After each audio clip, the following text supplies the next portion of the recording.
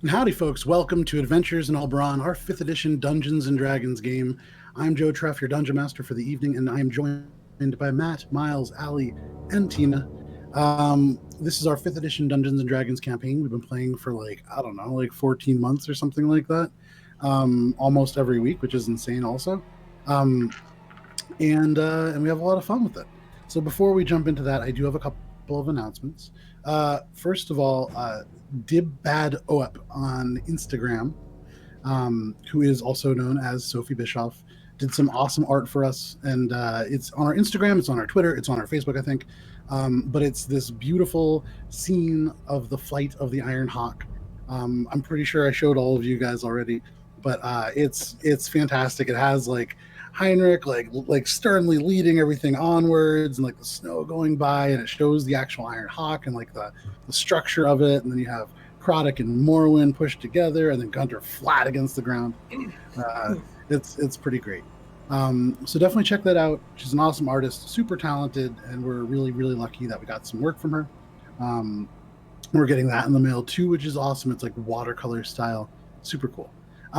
Also, wanted to say that a friend of the show, Drew, who has made like these awesome custom dice for us and um, for each of the characters as well, has started their own campaign. Or it's not their campaign, but are playing in a campaign right now. They play an awesome like lumberjack style dude. Definitely check them out. It's at dicey_encounters on Instagram. And then finally, we use Sirenscape sometimes.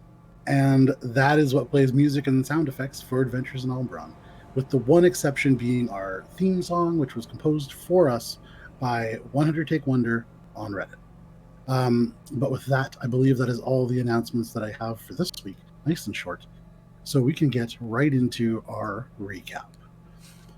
When we last played, Finger Gang, you were confronted by alchemically enhanced pitch monstrosities, and a dozen archers commanded to fire upon you by a Luktai, an old friend or companion from very early on in your adventures, before he vanished up the stairs and into the first of several layers of a city built into the hollowed out Mount Tram.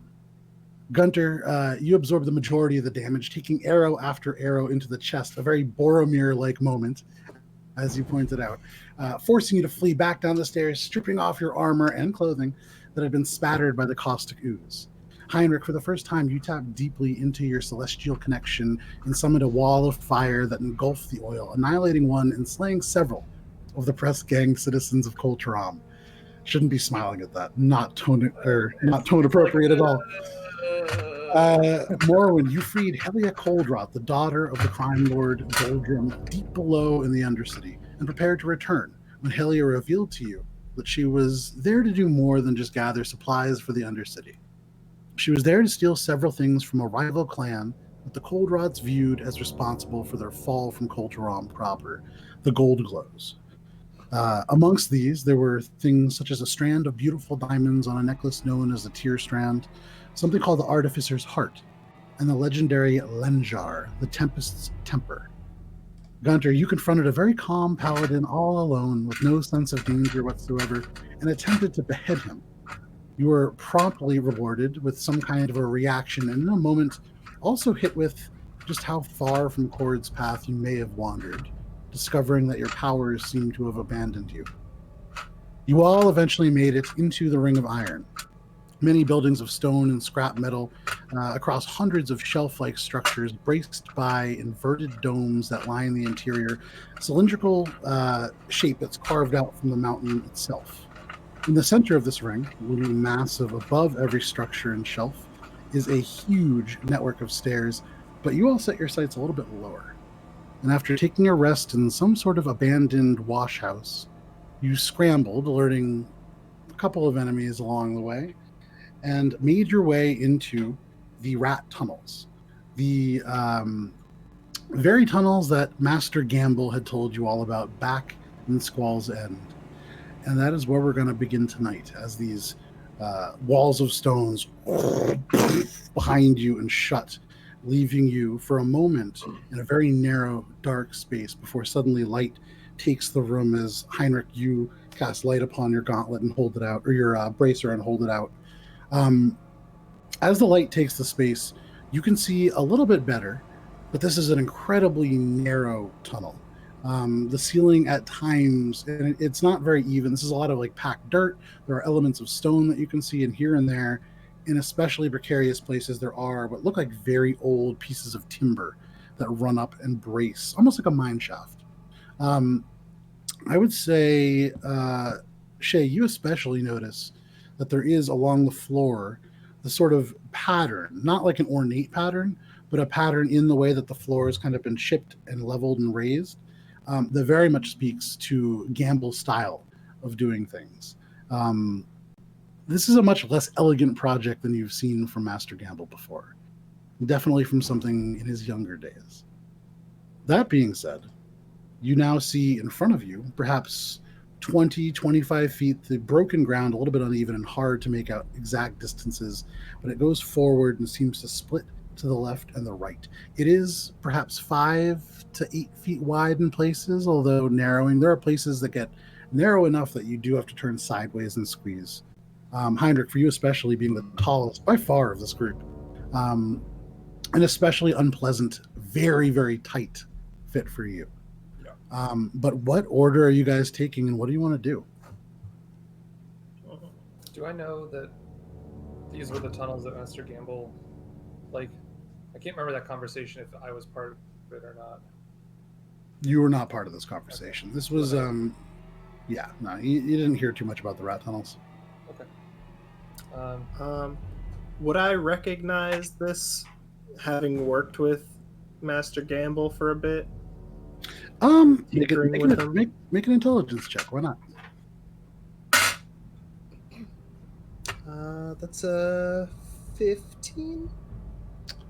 You know what? You would notice that there are elements of this that seem dwarven inspired. In particular, like right ahead, so maybe like 10 feet up, there are it's like an archway, a post, and you can see the way that it's been notched in the tops and slotted together, fitting perfectly and allowing there to be more than just kind of like timber lashed together. It is a very firm fit. This is something probably informed by dwarvish design, but there are elements to it. I mean, it's not exact. You wouldn't be able to match it to any particular person.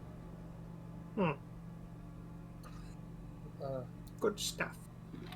Well, you've got the light. Why don't you lead the way? Yes, I guess since I'm also the first in here, right? Am I the first to squeeze in? I think I was. It was you. Yeah, and I'll say, like, in the moment where you guys are, there's enough room to kind of jostle around, and you'll have to press kind of close together, but you can organize yourself in a way to walk forward. It's kind of unclear. Go ahead. Kind of unclear what? It's kind of unclear going forward if there'll be other opportunities like this. It could get narrower. You can't see. You can see the path does split ahead. But aside from that, difficult to tell really what this is going to look like. So I feel like I would turn to Shay first and be like, you know how good I am at noticing potential danger, or how bad I am at it, really. And I kind of humble myself before you, as I think maybe your expertise would be a little better in front here, if there's not much room to shuffle around. Stick close, though. I'll need your light. Of course, yeah, absolutely. I guess I'll go first then. Yeah, well, both it's like using my my natural intuition for traps. Is this giving off trap vibes? Not casting find traps because I can't. Your natural. So, are you investigating for traps? Yeah. I'm checking up those vibes. So first, just so I have this in order, we have Shay, Heinrich. Who's coming after that? Okay, I guess I'll pick up. Oh yeah, and then I guess Krodek can take up the rear. Sure. And then there's Helia as well, who's with us. We'll do Matt. Are you before me or after me? Should we put the two sandwich the dwarves? Yeah, and I feel like you with Helia makes the most sense. It's like you guys are maybe. Okay, so I'll go with you. Yeah. So that I have it right: Shay, Heinrich, Morwin, Helia, Gunter, Krodek. That sounds about right. Lovely. Seems fitting to me, unless anyone has any objections. I see no reason why this could pose any danger to us other than any other arrangement. Gunter, go ahead and make an investigation check. As you guys sort yourselves out and kind of arrange yourselves in this space, you begin to look around. That's a 10. You know, looking at it, and you saw that kind of brazed element before, it resembles a mine in a lot of ways, and probably not trapped. It probably was made for a lot of people to progress through. You know, for you, it's not terribly narrow. You're a little, you're emaciated. You're 287, and this is fairly easy for you to progress down. I'm lean. Sure. Why not? But with your lean form, you can definitely pass through, no problem. Colin, thank you for the bits. Really appreciate it, man. But yeah, as far as you can tell, probably not. I stand by what I said previously. Excellent. I'm glad we're in agreement. That you're lean? Yes, but also that I see no danger in this current arrangement. Wonderful. I say unironically as we move forward. Okay, so are you guys going to begin to move forward? Shay, you're in the lead, so you've got to go first. Yep. All right. Making my way. So you begin to pick your way through. The floor fairly steady, despite the fact that it's uneven. It's almost deceptively so. You find that your feet almost naturally find a place amongst these rocks. I would say with a passive perception of 18 and 17, I think, Gunter and Shay, you guys would notice just the faintest wisps of the smell of smoke. It's hard to tell what the source of it is. It's just like the little bits of acridity that come with maybe stale smoke or something very far away. But it is something that you notice as you begin to kind of walk into these tunnels. But you walk about 25 feet in places, having to turn sideways every now and then with like a bit of clothing getting sort of stuck on the walls, but not too hard to progress through. You come to a point where you need to go either left or right. The wall in front of you just sort of stone, as far as you can tell. But Shay, do you want to go left or right? Or what do you want to do? Each Let's trail look the same level of craftsmanship? Is it uniform throughout? I'm a stone con. So, Shay, make a history check, and then Gunter, you can roll your stone cunning check. Also, Gunter, your dice are so loud. Yeah, natural 20. It's like so natural 20. That's Sure. a 15, Joe. A Gotta get 15? you something for that box. Here, I'll roll them over here, away from the mic. So, Shay, with a 15, trying to evaluate these two things, they're very similar composition. It seems as if the people who created one of them created the other. You do notice one seems to go a little bit like in an elevating fashion.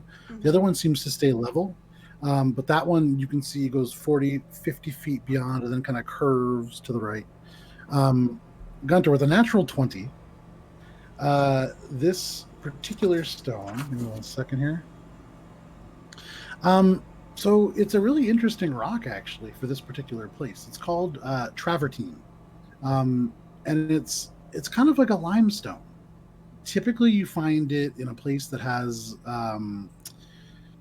like a hot spring or some kind of volcanic activity.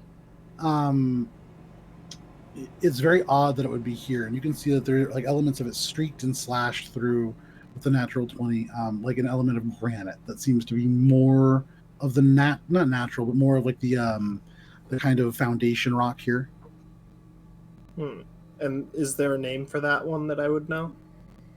The name of granite? It's just a granite, like typical granite.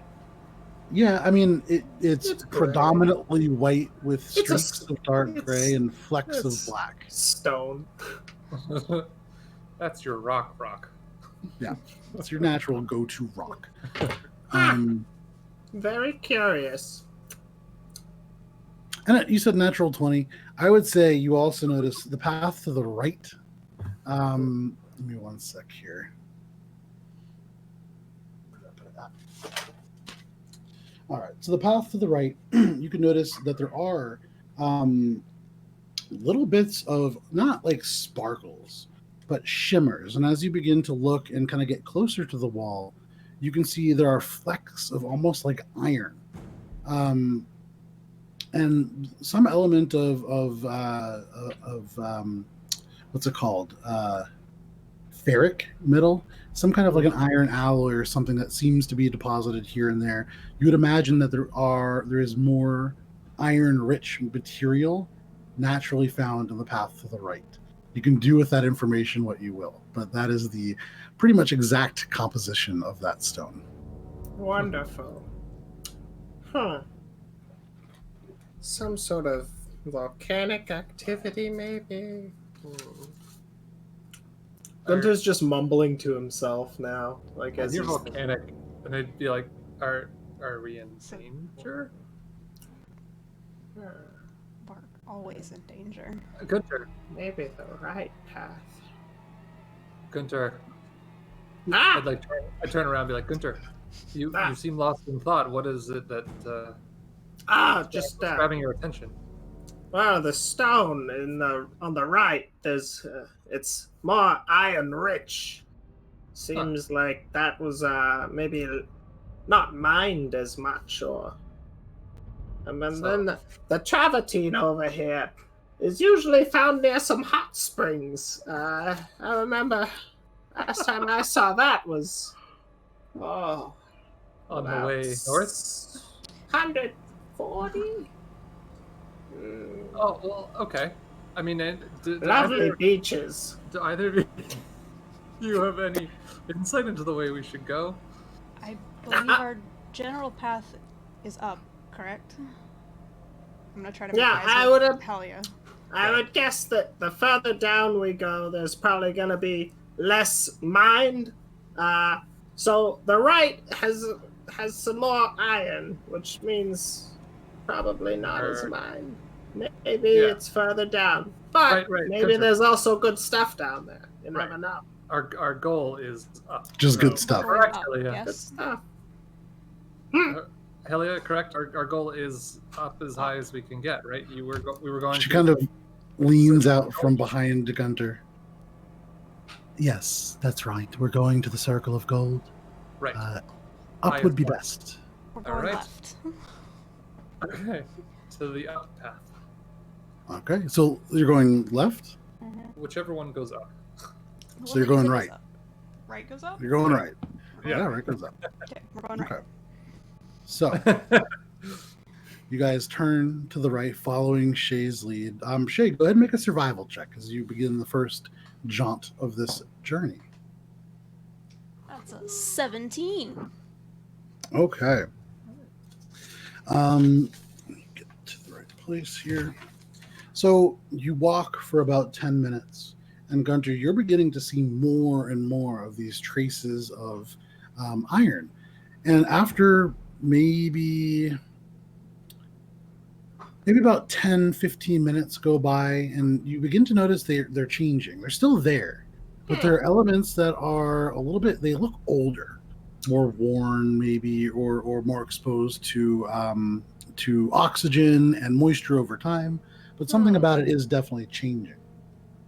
Shay, you all of a sudden start to realize like the walls around you, you don't feel quite so pressed in.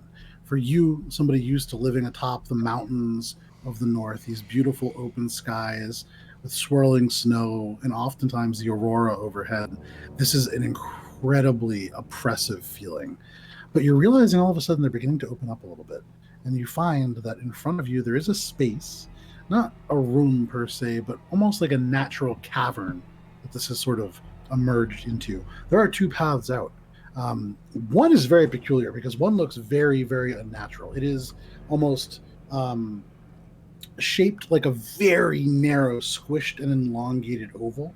has been just kind of pushed through the stone. It's almost perfectly smooth going through. And then this natural sort of progression, not natural, but this much more uh, uneven and broken and kind of like mine shaft looking thing continues going. And it seems as if maybe it hit like this open natural cavern and then continues on. The cavern itself is like 10 by 10 feet, very, very small. With the 17, you also notice the earth here very, very flat. No longer the almost kind of like weird, not quite steps, but places where your footfalls almost naturally seem to fall in a good place. This is perfectly flat. And something about that definitely pulls your attention in. There's something very, very odd about this space. Interesting. What is it? It's just the floor's weird. I'm gonna look at the floor. Okay. Gunter, you bend down to look at the floor. You see Helia also doing it, and she seems What's so weird about it? Make an investigation check. That's 12. Okay. Looking at it, the only thing that you can really tell is weird. I mean, it's flat. I mean, it looks artificially flat. This is not a naturally occurring floor. But it's also like relatively clean. And you're noticing that there is a little bit more dust than usual on the sort of what is mostly stone ground immediately outside of this more open space. My mind immediately goes back to the ooze rooms, where it was just like carved out by those things. I'm just kind of like looking around, see if there's any sign of ooze. With a 12, yeah, you don't see any ooze. You look around, you kind of smell, and you are aware of the fact that the scent of fire or smoke, still not fire, definitely like almost stale smoke, a little stronger here. Well, But we're you getting don't see any closer to ooze. something. It's not ooze. This room feels weird. I don't like it.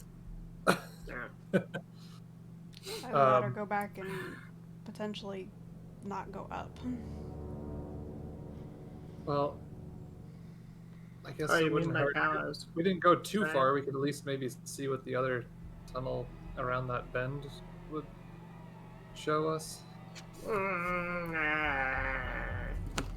I can always scout ahead if need be.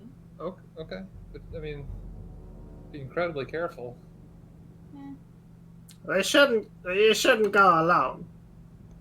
You should go in pairs, at least. Alright, buddy system. Alright, well, It's very easy to get lost in these mines, I'm sure. Helia kind of raises up a single hand and just says, "Cat lady, I could go with you." I'm reaching over to grab Krodok, but both Heinrich and Helia said that they go with me, so I'm like, oh. Krodok, why don't you go with Morwen? You can see Krodok's head kind of turns to the side.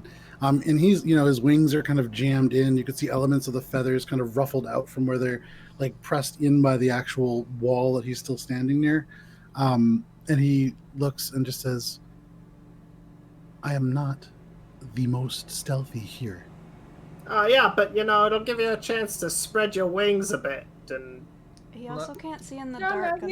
He's right. I think I may, Heinrich, if you don't mind, I might bring Helia, considering absolutely. No, go right make ahead. All the jingle jangle noises. Kind of crimps my style. Just go. Okay.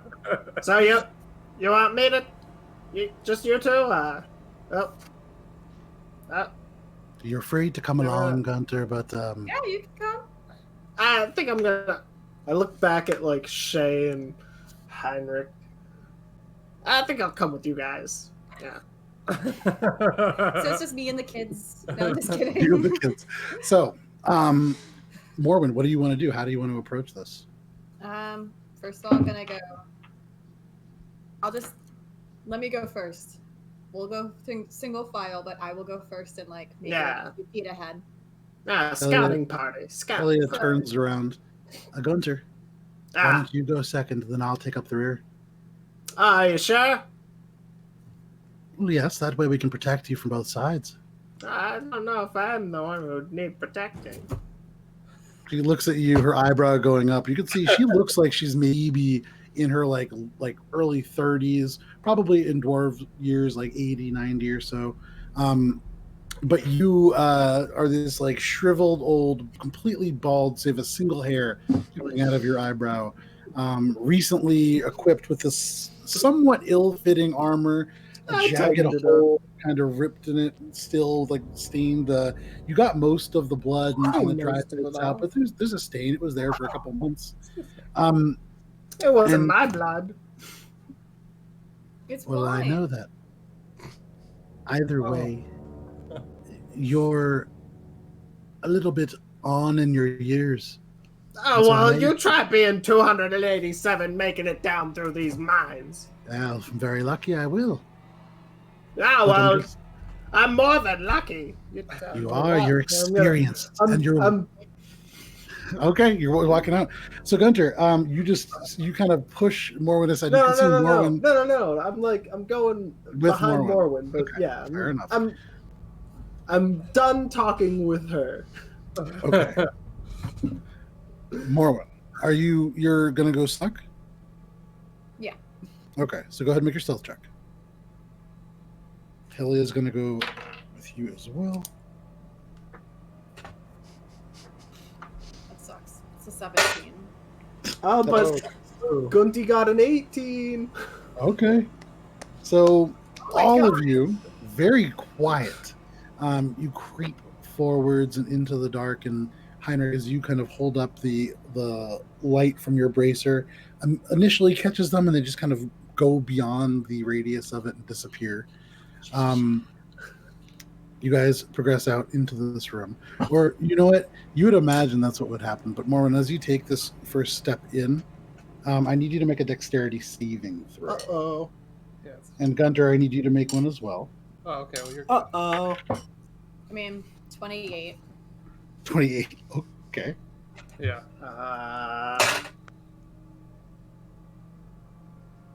9. Oh, great, Since just mine saved was it. so high, am I allowed to do the whole like, dad when you slam on the brakes, like, For Gunter, yeah. if you want to risk your success, I will say go ahead and make a. This is going to be like just make an athletics check. And if you roll low on this, you're gonna get. No? she's passing. Okay. Sorry, enough. sorry, Gunter, love you, but I ain't got that in me. That's okay. No I was running my mouth a bit. So you guys step in as a unit. You like shrink together, and you grow incredibly quiet and incredibly still. And Morwen, you take this first step with Helia right behind you, with Gunter like very much right behind you because he storms off, and Helia kind of running to catch up to Gunter, trying to say something. And all of a sudden, as this happens, Morwen, you feel your foot depress the floor just a little bit further than it should, and you can see now the dust begins to billow out as the ceiling slides down very quickly. Jesus. Oh, Christ. Cat-like reflexes more when the hair like ripples down your neck, standing up on end, and you hurl yourself back, completely safe. Helia already back, safe as well. Gunter, you take 20 points of bludgeoning damage as the ceiling just slams down on you. You Jesus. manage, like, as part of this, it like forces you out of the room. You can see now these 4 large, maybe like about a foot across metal poles, some of them a little bit corroded, but leading up and then into these kind of hollowed out spaces. And as it slams onto the ground, Gunter, you just kind of like rolling end over end back into the room, kind of knocking into Morwen and Hylia. It down into the ground, and the dust is displaced out. And you now see why it was so clean on the floor. And after like another 10 seconds go by, very slowly the ceiling begins to rise up. She. It Hold was on, a don't- It was nose. weird. Gunter, don't forget about the 10 temporary hit points you got. from Oh, I long didn't. resting. Okay, good. Just Yeah, making they're sure. gone. Just They're making gone. sure. Just making sure.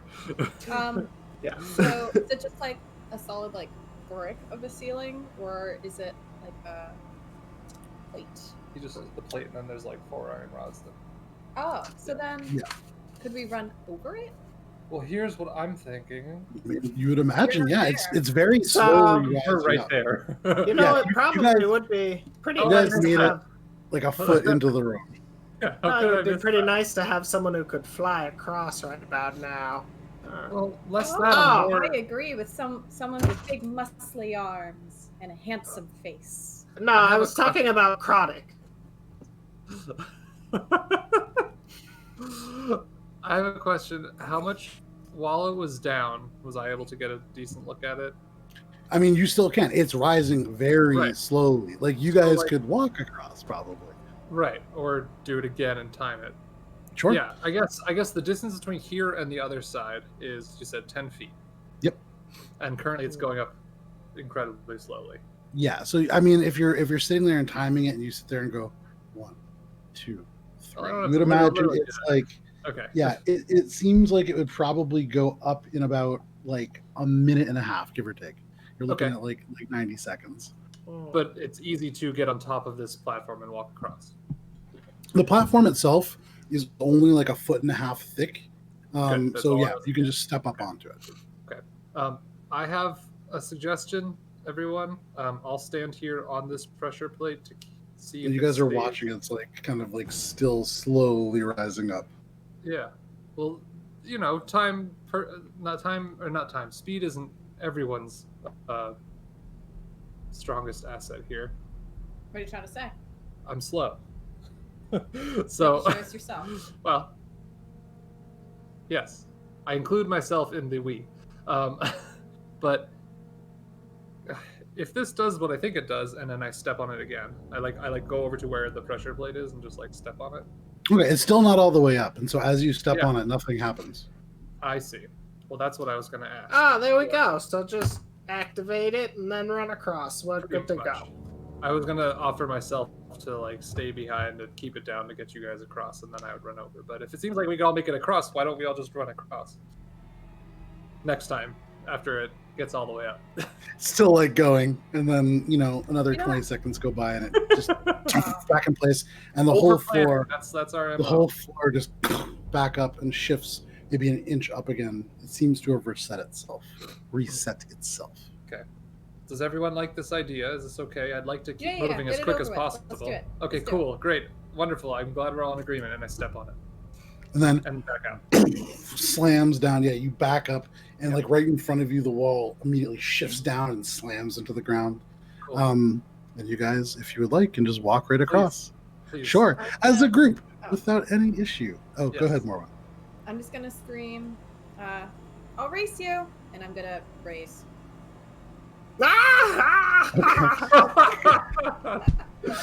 Go ahead and both of you make acrobatics checks. Oh, you're in trouble now. Oh, you're in trouble now. Yeah, we'll see about Yeah, that. you're in trouble.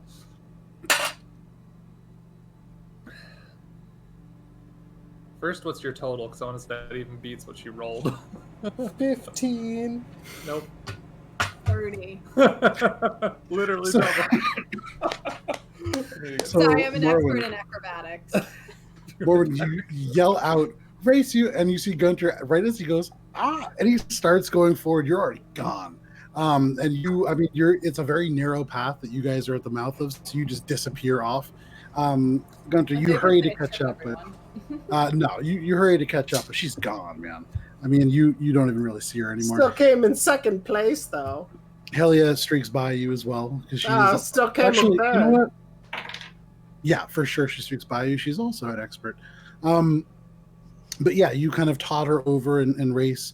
In the time that it took all three of you to go across, it's raised about like 2 inches. It's 10 feet. So without too much trouble, as a group, the rest of you let this race happen and then walk across. Well, the kids have their fun. Yeah, sure. That's kind of No. how I look at it. You find Besides, it's yourselves really at the other end Not fair of if I this room. participate. Technically, I would have been able to run first because I'm shorter. I mean, it's about as wide of an opening as it will be until it starts moving. All so- of you are roughly the same size. Oh yeah. Gunter, we Morwen, saw- and Helia. Yeah. Helia's the smallest, actually. She probably, but regardless, you all find yourselves on the other side of this room. The cavern now, or not the cavern. You stand within the continuation of this tunnel. To your right, if you were to turn back into the room, you can now see, and Gunter, this would definitely draw your attention.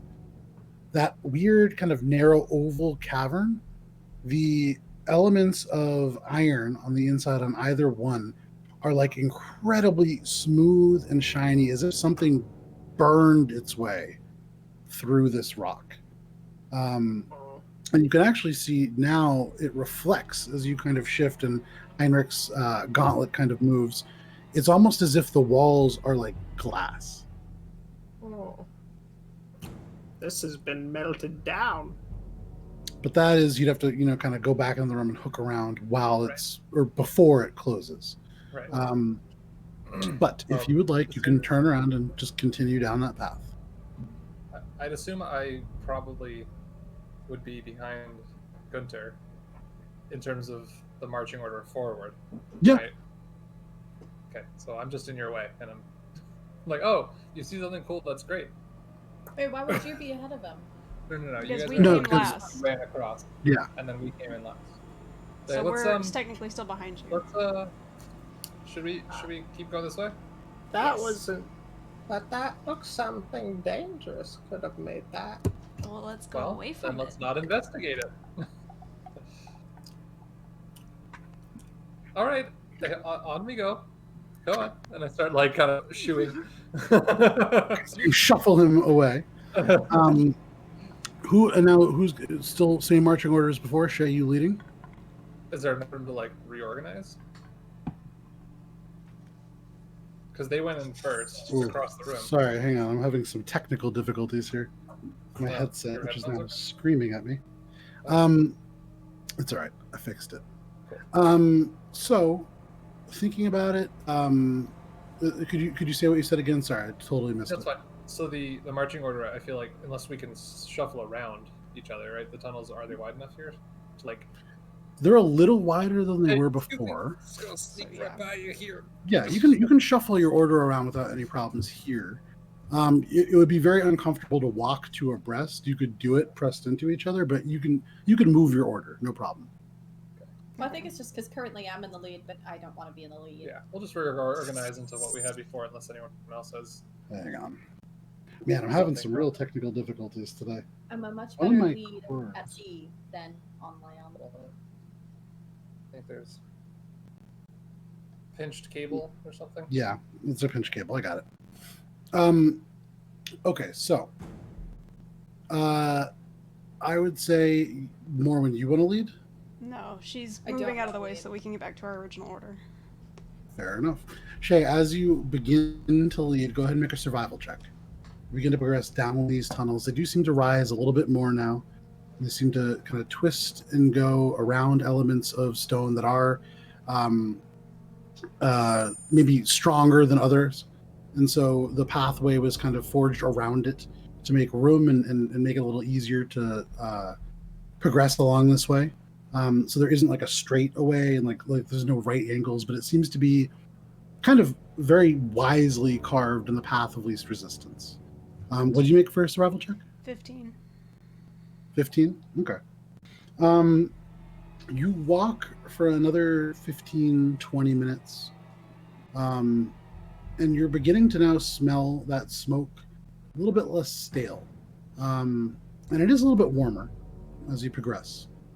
But with the 15, you begin to notice there are, a second here.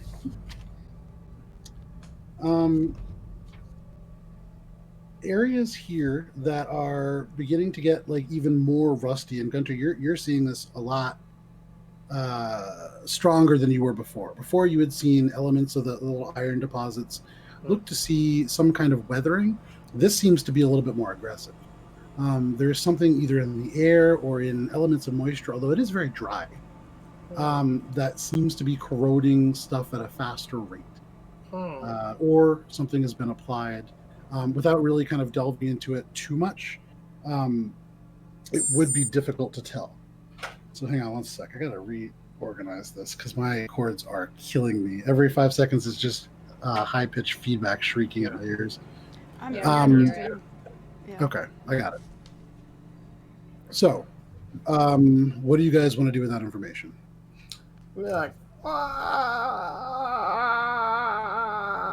Gunter, are you okay? Oh, I thought that it was finally time. I'm really 287 years ends right there. not really feeling good about this. Feel like we're heading towards imminent danger. Does that have something to do with that other hole with the other potential danger? Look at the walls. It's oxidized more and more as we've continued along, and What's that seems mean? unnatural. well, I mean, It's when it's caused by the metals and the stuff in the air causing it to have a chemical reaction that's too much to get into right now for you.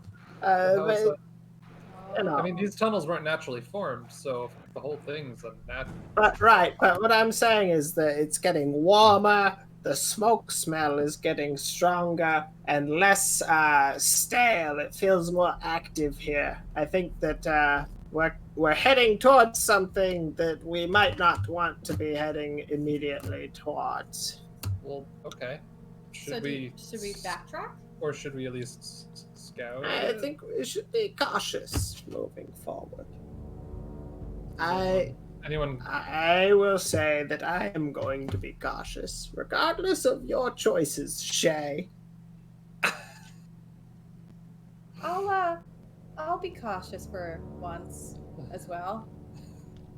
Yeah. Well, we almost got flattened. I don't want to get But burned. that's just because I'm lucky. Not because I'm cautious. Right. Well, that's what I'm saying. Sorry. Yeah, you back. Yes, that's right back there. Sorry. I forgot we're not all right next to each other. And as you call that out, you hear a little bit of an echo. And you realize, and Shay, you can see this beginning to happen now. In front of you, there is another room. This one, though, decidedly man-made. So you can see this is like stretched out, almost like a hexagon shape, but with two sides that are a little bit longer to make it like stretched out. You can see the ground is coated in fine, almost like powdered rust. It looks like, or maybe like a really fine red sand or dirt. You can see the walls here, natural stone, but very cleanly carved. And I would say, having been through that previous kind of crushing room, something here seems similar in the design. The ground very flat. The ground not clean by any means because it is covered in this powder. Is there any other path that veers off, or is it straight in just to this room? Straight ahead. Wonderful. I'm gonna take. Do you think there might be another trip up pressure plate kind of thing before we go into this route too? Yeah. I'm Probably. gonna take one of my cold weather gear. It's probably like decently weighted. Sure. I'm gonna huck it into the middle of the room as far as I can. Okay, so you take it and you huck it. Hangs on my antlers.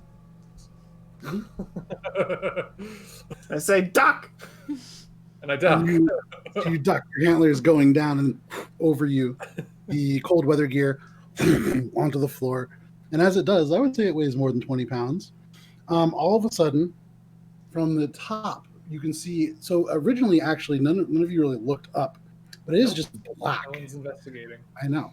Very much not just darkness, but magical darkness, obscuring what is above. But through it, suddenly plunging are dozens of these long antennae, segmented, rust-colored antennae that kind of brush over this cold weather gear.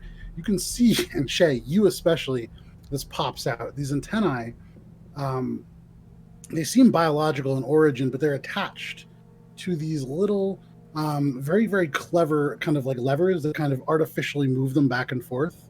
And after about 10 seconds of this, the whole series of them just back up and through the magical darkness. And the whole room, except for little bits of rust that are kind of floating around and settling onto the cold weather gear, remains. Well, there you have it. Okay, that doesn't look too good, but the cold weather, your furs look fine. Is there any... I'm gonna make an investigation for anything around that may be tinkered with to perhaps deactivate or otherwise make an investigation disable. check. Yeah. That's a 14.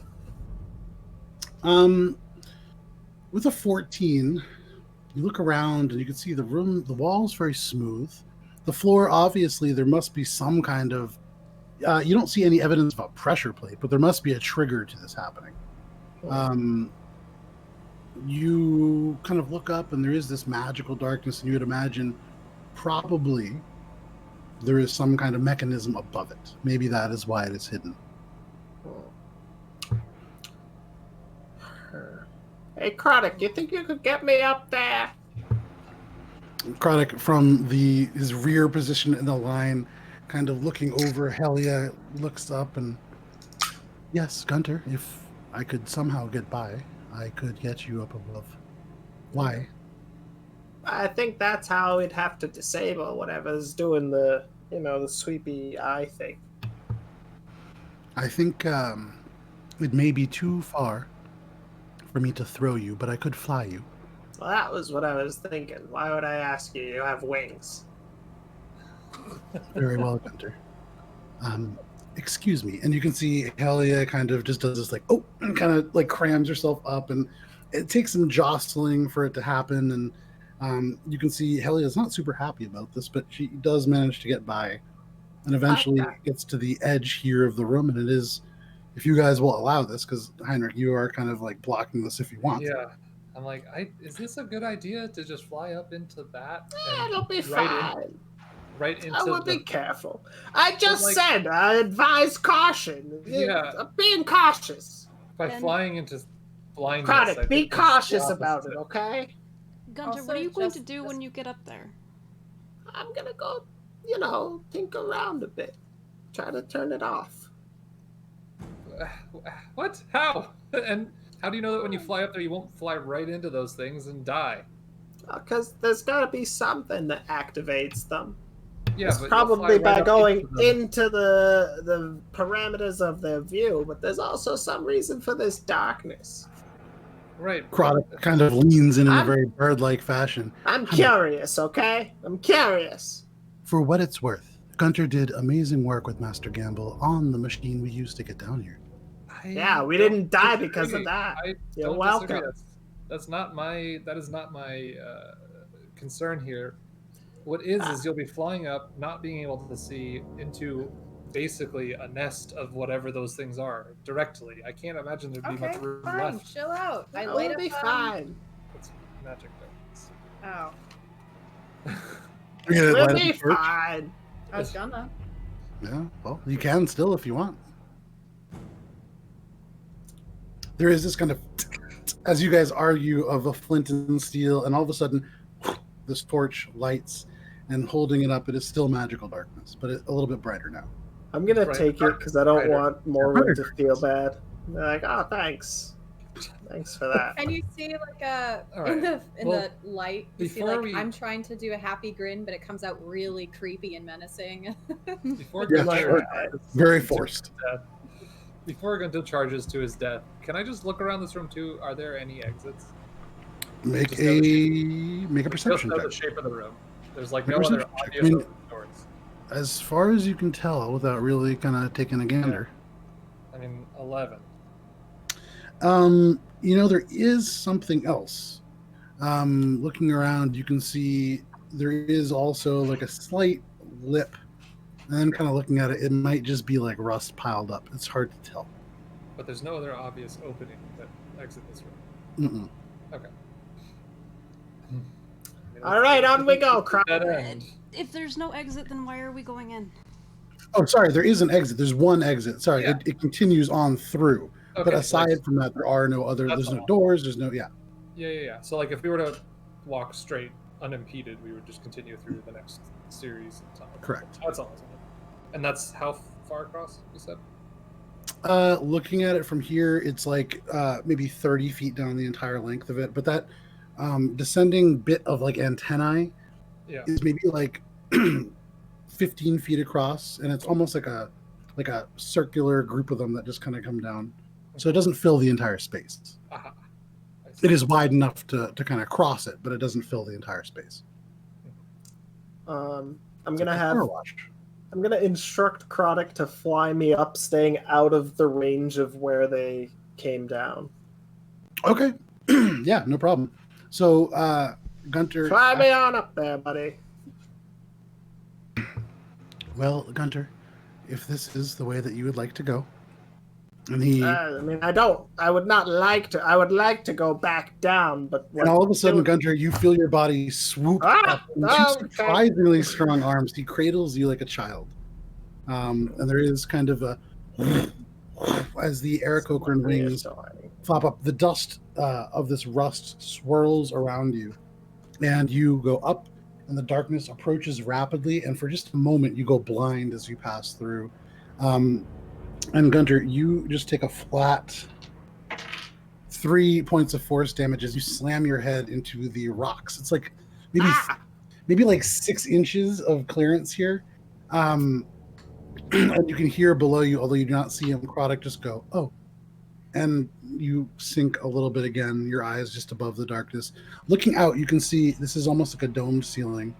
And at the center point of this dome, there is a disc, stone and circular. And from it, there are these kind of creepy-looking antennae.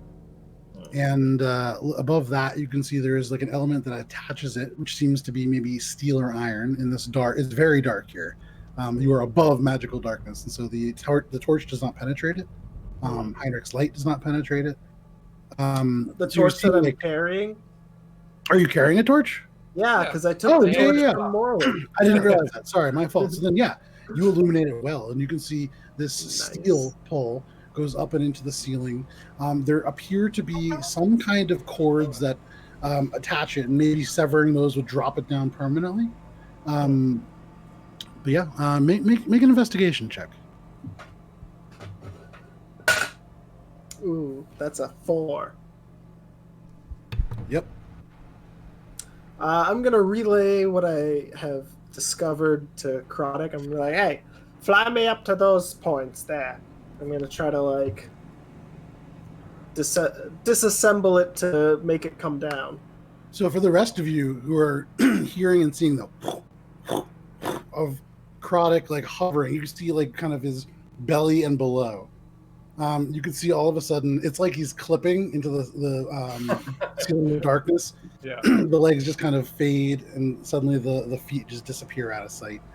Gunter, you approach, and kind of rising and bobbing with each brush of the wings, you eventually get to a point where you can reach these cords if you want.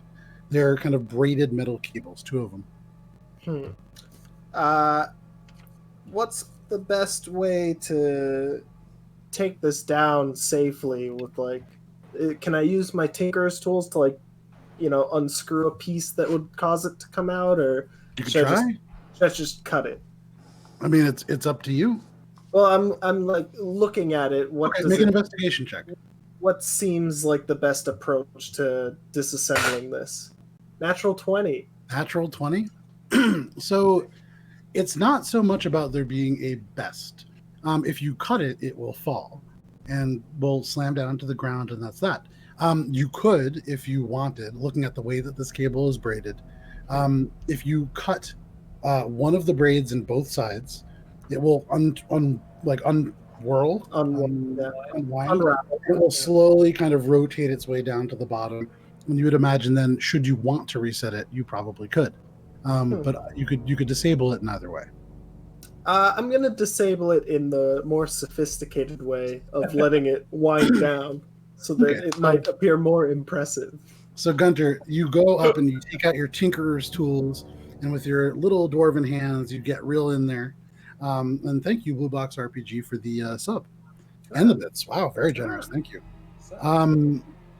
But you take your little tiny pliers and you the two little twines, and all of a sudden from below, you guys see at first just these little like bits of proboscis just penetrate. Heads up! Swirl. And suddenly it's like this mobile. It's all of the probosci are like out from the momentum, and it's just kind of slowly twisting down, almost like it's like all of them just kind of coming out like from a the momentum. Spider caught in the wind. Yeah, very much. Just or like one of those carnival rides with the chairs that goes up and spins around. yeah, very much like that. And you hear as it gets down to the bottom, all of these just kind of as they go in circles onto the ground, and then it The whole settles. time I'm cheering. Like, yeah! Woo! Fuck yeah! It's like a 10-second process as it kind of swirls down, but then eventually all the rust dust gets up into the air. But you guys find that you could, if you want, just walk across. I'm gonna descend with Crotic, like With the torch. yeah, holding the torch and the All of a flyers. sudden, so you see Crotic's feet, and then the strong, muscular Zingy legs, and then like the torso and the wings, and then suddenly light takes the area as Gunter and the torch disappear into the room or appear into the room. Yeah. But you guys now find yourselves in this space. The trap seemingly disabled. Slow clap, and on the last clap, I cast minor illusion and unfurl a banner that says "Mission accomplished" and let it like flutter to the ground. And you can see Helia that whole time. Just that's pretty impressive. Tricks. I play in the banner. You put your paws into it, but it doesn't seem to be affected by you. I'm enjoying I'm surprised. it with my imagination as well. Well, I'm not surprised. I'm surprised that it went as well as it did, but I'm not surprised because you're also good. Oh, so what you're saying is you underestimated me once again. That's fine. Let's go. But I'm letting you know it's thank you for being you. Yeah. Okay. Helia gives you a nod and says, "Hey, Gunter." Hey, you. Shibu. I thought I'd introduce. Wow. Sorry, I thought I got him out before the stream started. So you man, I even lost my train of thought. That was so bad. She kind of says Gunter, and you say, "Yeah, you." And she says, "Well, I thought we introduced ourselves back there, but my name's Helia Coldra." Yeah, I know. What? I know your name, Helia. All right. I was about to say we had some work for you after all this is over. Maybe that was some talent that you showed, but you've got your own things going on. No problem. I mean, hey! I'm always looking for some work. Shall we? You know? And she walks. It's yours. What's the saying? Is that what it is? She's walking away from you All now. right, we'll talk later. So you guys make your way beyond this room. Shay, you are leading this venture now? Yep. All right. Make another survival check. That's a 22. 22. Okay. She is So- living. Another half an hour progresses. The minutes now are like kind of beginning to drag by. You guys have been walking through these very closed-in tunnels, although here, where you guys are beginning to go up, and you now feel yourselves walking on a little bit of an incline as you meander through these twisting tunnels. For all of you now, you're beginning to smell the smoke. And it is getting noticeably warmer. For those of you who have not shed your cold weather gear, it is hot. You're beginning to perspire in the space. And I would say, let's see here. I don't think think any of us are wearing cold weather gear. Not since we've been inside. I haven't been wearing mine. Fair enough. So then you guys are all very comfortable because it is quite warm here. However, you, Shay, leading this group through, eventually come to a place almost opening up into a fairly large cavern, maybe 30 feet across, although it is like this is very much natural. And you can see there is a place where there's like a wooden bracket kind of holding the space open into this natural space. It splits off. It's almost like a honeycomb. There are a bunch of different paths. You can see one that goes straight ahead. There's one that goes off to the left. There are two that are set into the ceiling, although these are very narrow. They're deep. But you would imagine a smaller creature might be needed to get through. No more than like 3 feet tall in some places. Very, very narrow, and they kind of go and twist up. But there are 3 primary pathways that you could take. Okay, in the open space seems normal still compared to Make a perception check. abnormal places. Sure. 27.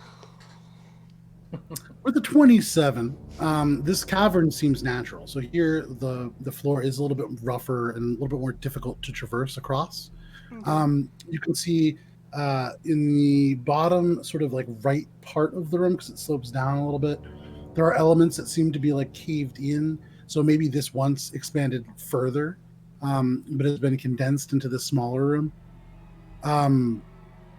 I would say with that, you don't see any traps. You don't see any kind of pressure plates. You don't see any kind of cords. You look up at the ceiling this time being like, this time I'm going to look. And you can see just natural stone that kind of comes down. There are no stalagmites here because it is very dry. There's no real moisture. But there is like, rocky kind of cave ceiling above, maybe, 10 feet above. And with that, the pathways in particular, kind of, do they appear to go either up or down, or are they more flat? Sure, with that, the one that seems to kind of loop and turn a little bit more than the others, that one seems to go down. You can see that particular one, there are like little bits with that roll. You can see that the stone there does seem to change a little bit. At some point, you can see that this was mined off of the other ones and done in a very hurried way. It doesn't have the same kind of supports in place. It doesn't have the same uneven and yet very, very calculated stone floor. And you're beginning to see why, because there are elements, not gold, but these sort of rocky chunks of what might be or what's it called? Gold ore deposits left behind from mining. And you'd imagine at some point in that tunnel, there was probably like a gold, like a strand of gold. I'm forgetting the name of what that's called. Deposit? A deposit. Thank you. A deposit. Thank you, Gunter, with your stone cutting. A deposit of gold in there that had then been mined out. You would imagine that means that leads down. Yep. You can see in the first tunnel that leads straight ahead, or not straight ahead, but kind of continuing in the way that you were going. You can see that this seems to be an area that, like, there is not wind, but almost the scent of that smoke is coming from. You don't see visible smoke, but as you turn and face it, the smell intensifies a little bit more. And so you'd imagine whatever the source of this is, and it is getting steadily warmer, the source of this heat would be down this path, a ways. Yeah. The final path, you said you rolled a 27? Yep. Okay. The final path, you can tell right away, it seems to begin to like meander up. And so where are you heading up? This is the one that most obviously leads in that direction. This one seems to be a little bit cleaner. This one seems to have, and as you kind of look at it and get a little closer, there are areas that seem to almost be set aside. This is like a little bit of a wider path. Okay. So, I think Shay? we should take this one. Okay. And the room seems safe enough. Yeah. Looking around. Okay. Heinrich, go ahead and make a perception check. Oh, 19. 19. Yeah. So you take it in, and though it does seem safe, there's something about these two little tunnels that kind of twist and go off. And something about it bugs your brain a little bit. And while not a trap and not unsafe in and of itself, it speaks to a creature living in there. Maybe not right now, and maybe not directly in that opening, but it's Doug for sure. I started walking towards the up path, which is not part of the two that you were talking about. No, Right. I'd be like, the two that I'm talking about, those two are like 3 feet wide. Those are really small, and they kind of bore up. The other ones are larger. Okay, I think I missed that part. I kind of point to that and be like, those don't. I don't like those. Let's get out of here and we have our wits about us. I think the denizens of this mountain. I think we might be drawing closer to where they may nest, if there are any. You mean like exercising caution because imminent danger is getting closer? Gunter, yes, exactly. Oh, so let's not head towards it. Let's head up and away from it. But keep your eye. I'm gonna keep my eyes on those things as everyone goes through. Okay. Everybody going that way? So after a brief moment of considering, you guys twist and go off and to the right.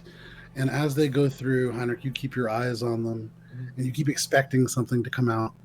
But, Halia goes through, and Gunter goes through, and nothing emerges. Cool.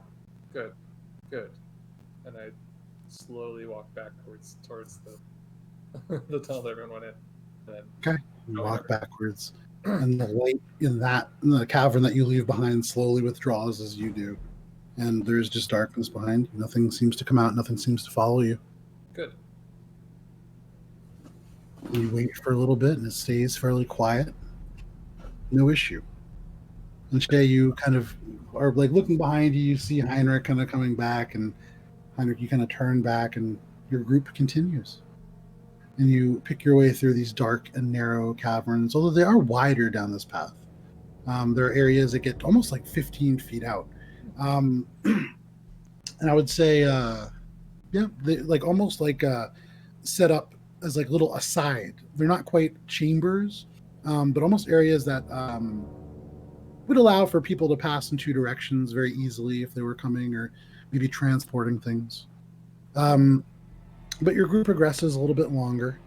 And I would say with 3 successes at this point, go ahead and Shay, you are leading the party.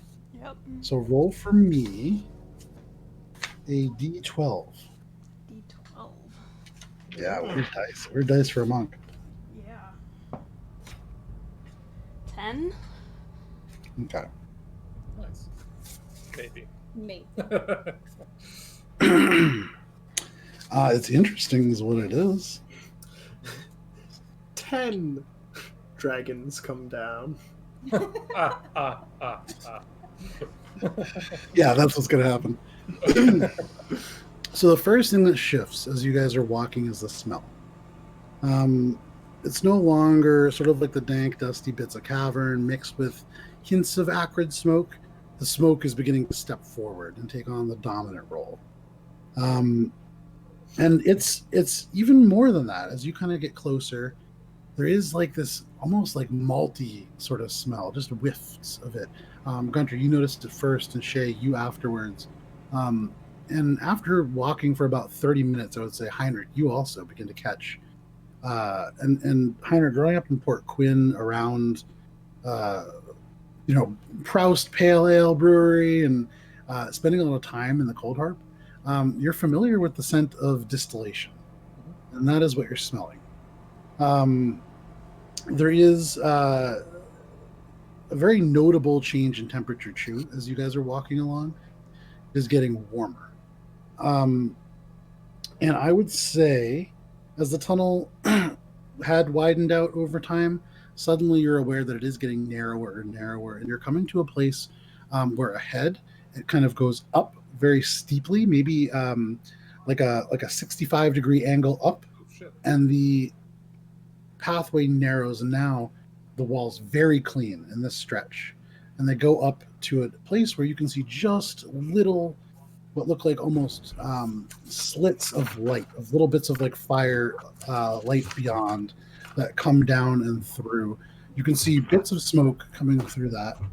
And I would say, Shay, you're in the lead with a passive 17. 18. Passive 18 now. Okay. And 18. You realize I have the 17. you have the 17. I had them switched. Shay, you hear this almost like a little bit of a buzz, and you realize it's not a buzz. In these very, very fine, even corridors, it's the sound of very distantly voices, perhaps. Go ahead and make a perception check.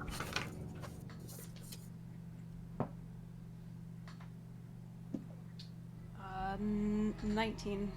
19. You make out just the little bits. You can hear like kind of like there's a back and forth going, and then you hear, "Aye, you've hit it spot on, Nerid. This is just right." And then you hear more, and that's kind of all you get with the 19. You also hear, I would say, with the 19, just kind of like faint bits of bubbling. What do you want to do? That's the only way forward. Yep. I will relay all of this to the group in a somewhat quietish manner. Okay.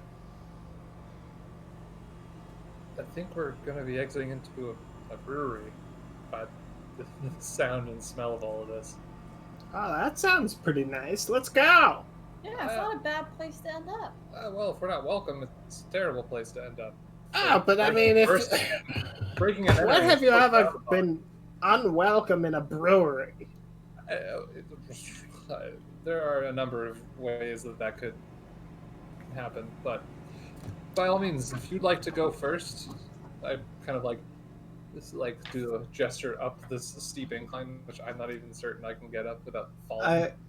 I turn to Moore and I'm like, Marwyn, would you care to join me for a pint of ale at the brewery? And I put my paws on the wall, incline, ready to go. Let's go! Say While no you guys more. while you guys are talking, Shay, you can kind of hear now one of the voices go, "Hold up just a moment. Did you hear voices?" And you hear the other voice now beyond. Hang on one sec. Sure, they're gonna welcome you in. Go like you said when you were not welcome. I don't. Just kidding. Be when stealthy, please. When I hear the voices, I'm just gonna turn down to Gunter, and my tails just goes like. You can see in the darkness just kind of flicks up. Normally there's a Frank the Skull, but this time just the tail, and it tells you shh. And Shay, a couple seconds go by. You don't hear anything, and you can hear the kind of buzzing going. The other voice is very quiet.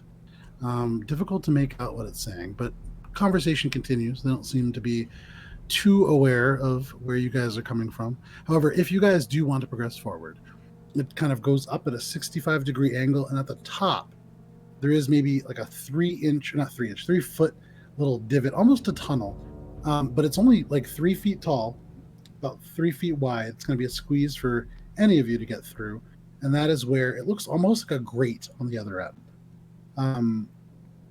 And so to get through, it will definitely be a squeeze. I would say Gunter, pretty much everybody but Krodek and Heinrich can do it without a check. For the two of you, it's going to be some pushing and shoving probably. If Gonna we have even to want wake to, these bad boys if up. we even want to exit here. In fact, on that note, I think I'd just turn and be like, Helia, Yeah. where would there be a brewery on the city? And I do the gesture of the rings and the ascension and all that. A brewery in Coldthrum. There's quite a few. Okay, fair This enough. guy doesn't get dwarven culture. No, I don't. I've been trying, but He doesn't get it. Tieflings aren't from around here. You can't expect them to understand the local traditions. And quite frankly, Gunter, you're a hill dwarf. You don't really know much about dwarven traditions either. I know enough. I know enough to get me to 287 years old. All right, but that being said, if there is an area that is along the edge or would come near the wall, I suppose, of this inside. Well, I don't know. Are there really that many that it would be just a folly to ask this at all? for breweries, yeah, it would be difficult to tell. Well over 3 dozen just in the Ring of Copper alone. And I'll be honest with you, I'm not really sure where we are. We've gone up, Fair we've enough. gone left, we've gone right. I'm a little bit disoriented. Well, there's only one way to find out. Maybe you could go up if you were familiar with the city. Go up with them, and perchance you've been here before. It can help identify how high up. Elliot Coldrock, Higher would up you we care go. to join us for a pint of ale at the brewery? It looks at Heinrich and then turns to you and says, well, even if I don't know where we are, I can serve as a bit of a chaperone for this one. And she turns and kind of gives you like a friendly little elbow, Gunter. All right. Please. I'll Come on, attend my chaperone, I don't need you. Yeah. What is that saying? The blind leading the blind. I know. Frightening concept. Come on, kids. Let's go for your first. I'll go with Let's you. go. Now, before we go, do remember that Kol Taram is under siege. So unless we're emerging into the very small part of the Ring of Silver that is not under Kindscale's grasp, it is a dangerous place to be. This is not a social hour. Exactly. So You're not only going to go drink. 2 You're not going. pints? No. So No. What I'm drink saying fast. is, even if it is a brewery or a distillery or a pub, it isn't going to be serving as such. For instance, back in the Cumberdown where we came from, there is the stew kitchens. I think I mentioned them to some of you. Mhm. They're not making just stew anymore. They've been repurposed into other things. Well, sure. I mean, any place at war doesn't see normal operations. So what I'm saying is likely here. There won't be people just enjoying a cold pint. I don't think that surprises anyone except for maybe, well, Well, he's inviting me to come and drink, and then this one over here, and she points to Morwen, I was is saying that she's going to buy the first round, but I don't believe that that's exactly the encounter we're going to have. we would I'm hoping to take what Gunter said as being facetious. well, yeah. Okay. Of course I know that What time- I was the one who said exercise caution. Yeah, it's just hard to. You should really keep your voice down, Gunter. You're Yes. gonna get us all killed. The other thing that I should mention, there is no brewery on the Ring of Gold. So we're not on that ring if it is in fact leading to that place. Oh, It's well, either then the why do we copper or even bother? Let's just go back and keep finding ways up. because from the other rings there are many ways safer than this to get up. So it's not a terrible idea to get out when we can, but Yes, if it's just 2 guys, we can probably like knock them out or something. Or Shay could kill him again. who is Shay? All right. I'm going That first, one. and I'm gonna do recon. Turns over and just kind of notes Shay. So far she has Shay, Gunter, Antlers, and Cat Lady. Can I go snuck? Yep. Do some scouting. Yeah, make a stealth check.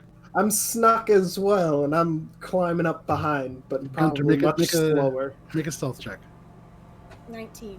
19, okay. Real low. Oh man, I'm gonna get you with a 15. Okay, yeah, but as a total, not terrible. Shay, you kind of stand to the side as the two of them push past. And you guys like have to hands and knees crawl forwards, the walls like tucking in till the point where when you guys get to within 3 feet of this grate, you can't stand next to each other. You can't kneel next to each other, first of all. Oh. But even for you, Gunter, your shoulders not quite touching both walls at once, but almost. Hmm. It gets narrow. But looking beyond, which of you is in front? Because you guys can't see past each other. It gets very narrow. Probably. I would assume that I would have gotten up there first. Probably Yeah. Morwen. Yeah. Morgan, go ahead and make a perception check. And make it at advantage, because we'll say Gunter is helping you. Oh, okay. All right. That is a 19. Okay. With a 19, you peer through the slots in this little grate, and you can see that you are within what looks like almost like an intake vent. You're in a fireplace. The fireplace itself at this moment is cold. There's no fire within. But you can see below the kind of hearthstone and the area where there is like brushed aside old ash, looking kind of like up even a little bit. You can see elements of what might have been at some point a flue, although this has not been used for a very long time. There's like heavy cobwebs hanging up above. But straight ahead, you can see there is this sort of, first of all, the floor is wood, which you haven't seen since being beneath the mountain. You haven't seen a wooden floor. So that in and of itself kind of odd, but this wooden floor going out, you can see these two tables directly in front of you, and they seem to be covered in what looks like scientific equipment. There are like little flasks and beakers and elements. There's like a little, what looks like almost like a candle, but fairly intense in terms of its flame. There are things kind of bubbling and boiling on the far wall, which is about 20 feet away from this vent. You can see a large mesh iron rack with dozens of little glass bottles with various little bits of dried herbs and things that have been kind of stored away. You can see to the right there are two large copper, what look like almost barrels or huge vats that rise up to a tapered point and then kind of go into a piping. Very confusing and a lot of things happening. You also see two figures. You see a Coltram dwarf, portly for a dwarf, less of that kind of like stout, like gruff build and more just kind of fat. You can see his face is very flushed. It's hot in this room. Little bits of sweat kind of dripping down his face and perspiring. You can see his companion is a what looks like a halfling, and he has very, very pale hair that it's hard to tell in the lighting if it's like white or blonde. You can see he's very, very like sallow complexion. He looks like maybe either very tired or very sick. But at this point, he seems to be kind of gathering some things up. And you can hear him say,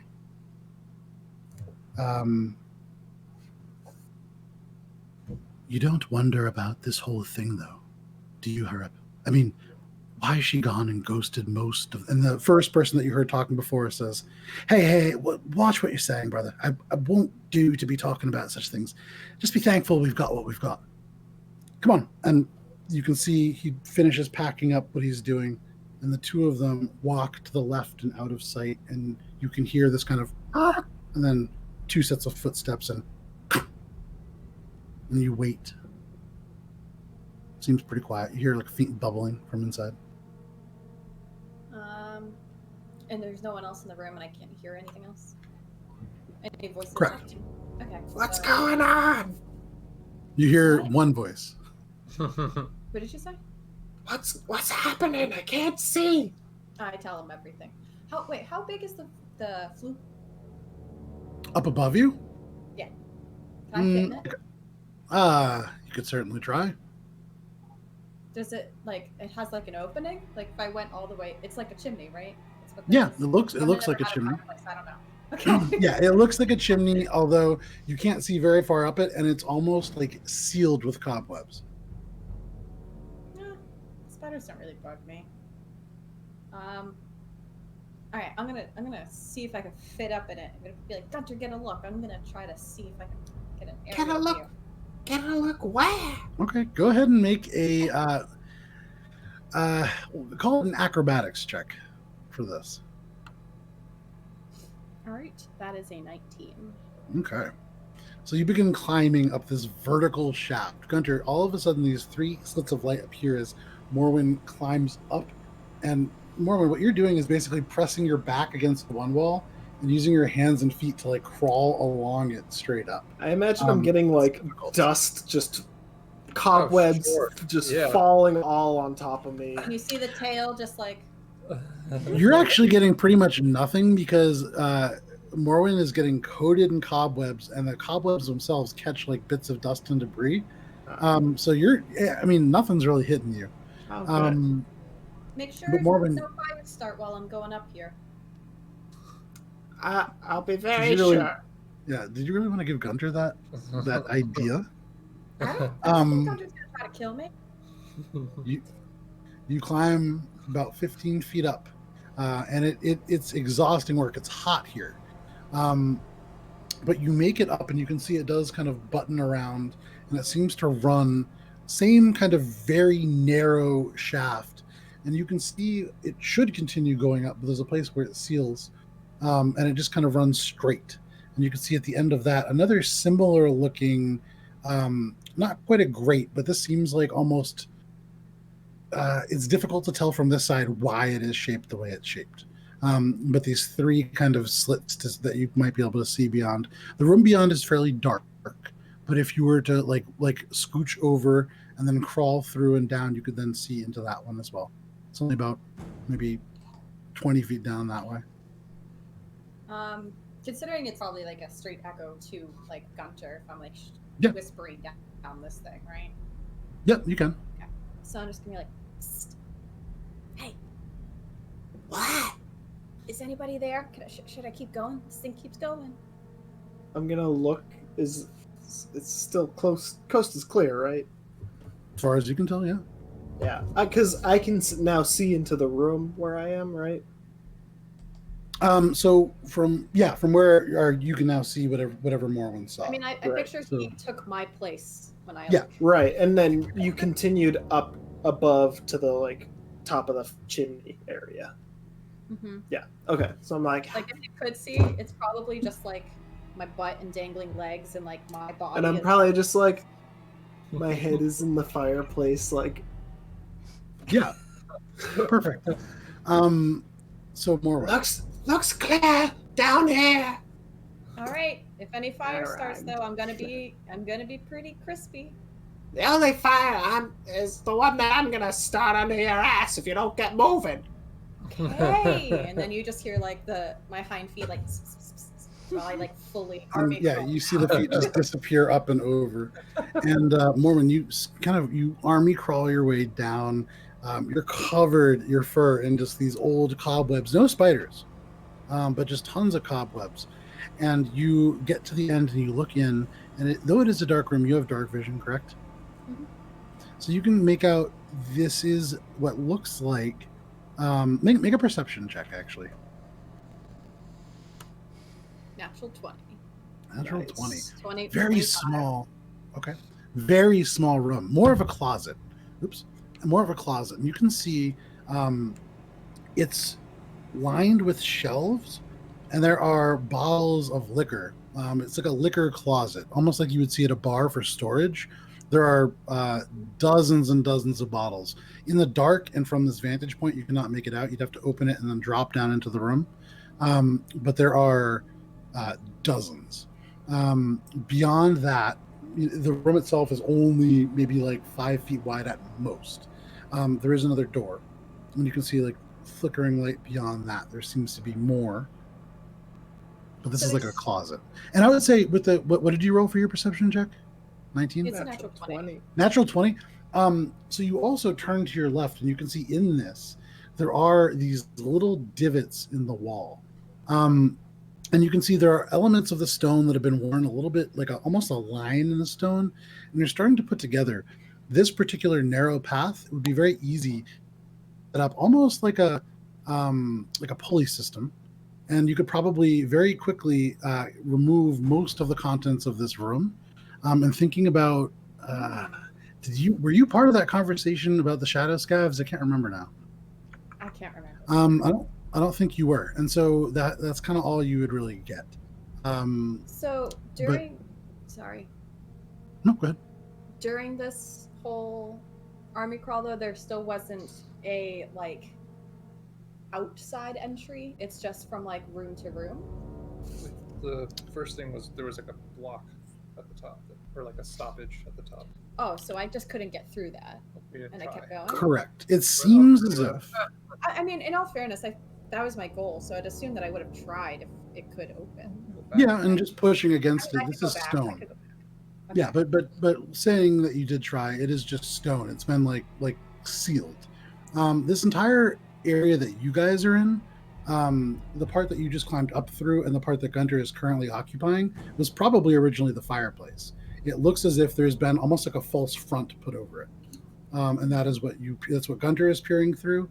And then the part that you are going into seems to be a direct route to a liquor closet. Okay, and this Priorities. is open. Can I like? Actually, yeah. You want to open the grate? Quietly. So pushing it silently, it just, even with all the years that have passed, it open. And little bits of dust kind of fall down, and you can now see out into this closet very clearly. Is there anything new that I see now that I see clearly? I mean, it's all the same stuff, but without little slits in between. Okay. And it's a closet with a closed door. So and I don't hear any voices on the outside. You just said I saw a flickering light. Yeah, so you would imagine there's from under the door. So there's probably like a candle or torch or fireplace beyond that. Okay. What's taking so long? I'm not gonna whisper back because now I'm kind of a little more exposed. Okay. So I'm giving her a minute, and then I'm gonna roll my way out fire? of the fireplace. Okay. all right, all right, I'm taking it all in, and I'll come back and tell him, but I'm taking the fanciest looking bottle I see first. So fancy you're as in my terms, like the The most gaudiest bottle. golden one Yeah. or something. So I will say, as you lean in and kind of look, there seems to be two different kinds of bottles stored here. You can see one seems, and they're almost like they're more faceted glass, but they're almost like Maker's Mark style bottles in that they're sealed with wax. There are black wax sealed ones, and then there are red wax sealed ones. There are words on them, but at a quick glance, you can't read them. And at a You quick couldn't At a do Morrowind, it. glance, at a quick Morrowind, Yeah. you can't read them either. Yeah. Also true. At a quick existence, you can't read. All right, fine. I'm just gonna be like, Take one of these. fuck. Okay. You tell me which color I picked. 50-50 Go on chance. the right. Okay. You grab one of the ones that's covered in like the black wax. You know, you're a black tabaxi, so you're like, oh yeah, sure. You snag it up, and you can add a bottle of liquor, we'll say for now. Black wax to differentiate it. Yeah. Uh, And you make your way back. Mm-hmm.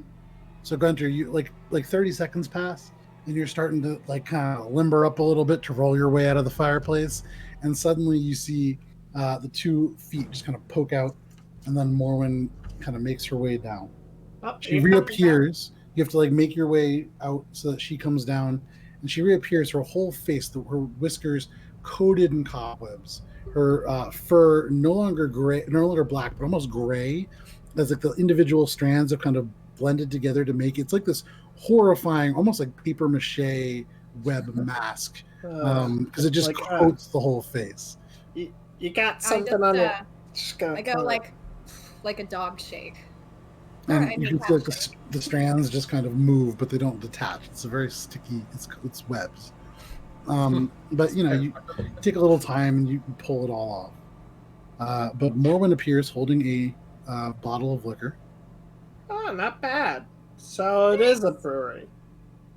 Well, let's those 2 guys are gone, right? I haven't heard them since you left. Yeah, Let's check this Yeah, I out. mean this went up to another room, and it looks like a little closet, and there's a lot more booze or a lot more bottles where that came from. All right. Well, I'm getting a bit cramped in here, so let's go through the actual place, see if they've got anything good. Okay. All right. After you, because I think right now I'm currently like under, or maybe like wedged Behind. into a side or something. yeah. And so, Morwen, if you want, you can kind of push the other grate out and enter that room. mean, might as well. Sure.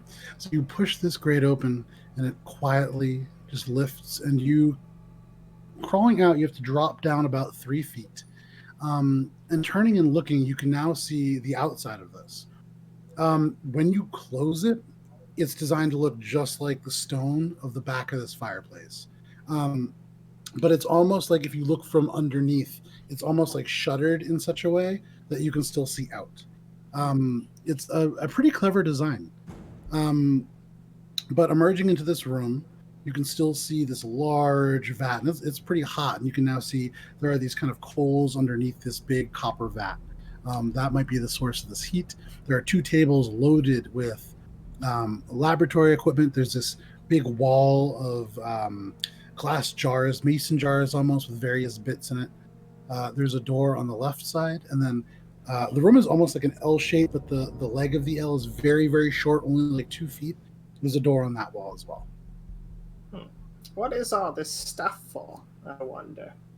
Making some sort of insight check. Make a do you want to know if you recognize what this does? Or what are you trying to find out? I want to know if any of this stuff looks familiar, and if it does, like, what is it for? What does it do? Are you proficient What am with I looking brewers? Are you proficient with brewing tools, or because I know that you have it, right? I think you have a brewer's kit. No, I have Smith's tools and Smith's tools. Oh okay. wait, do I have a brewer's kit? I vaguely thought you did. I think I did get one actually. Yeah. But I'm not proficient, so. Okay. Make a history check. That's history 17. 17. This is not a brewery. This is a distillery. You can see a lot of equipment that's used for distillation and separating different liquids. And you kind of glance up and you're seeing now on this wall, these are not like magical components necessarily. There's a few that are labeled that you recognize. There's things like juniper. There are things like, various berries and other things that add flavor. But yeah, this seems to be like a whiskey distillery. Huh. Maybe. Can I look into the big copper pot that is currently boiling, or is the one that, like, presumably is? Yeah, there's a freestanding stone ladder near it, and you can climb up and kind of. I want to go see, like, what are they cooking? What's cooking? Yeah. So while he's doing that, I'm going to like keep watch on. Well, right now I'll start at the door that they left through. Okay. Just so like go ahead. Ear pressed against, or like looking for like feet underneath. Just like make a perception check. Yeah.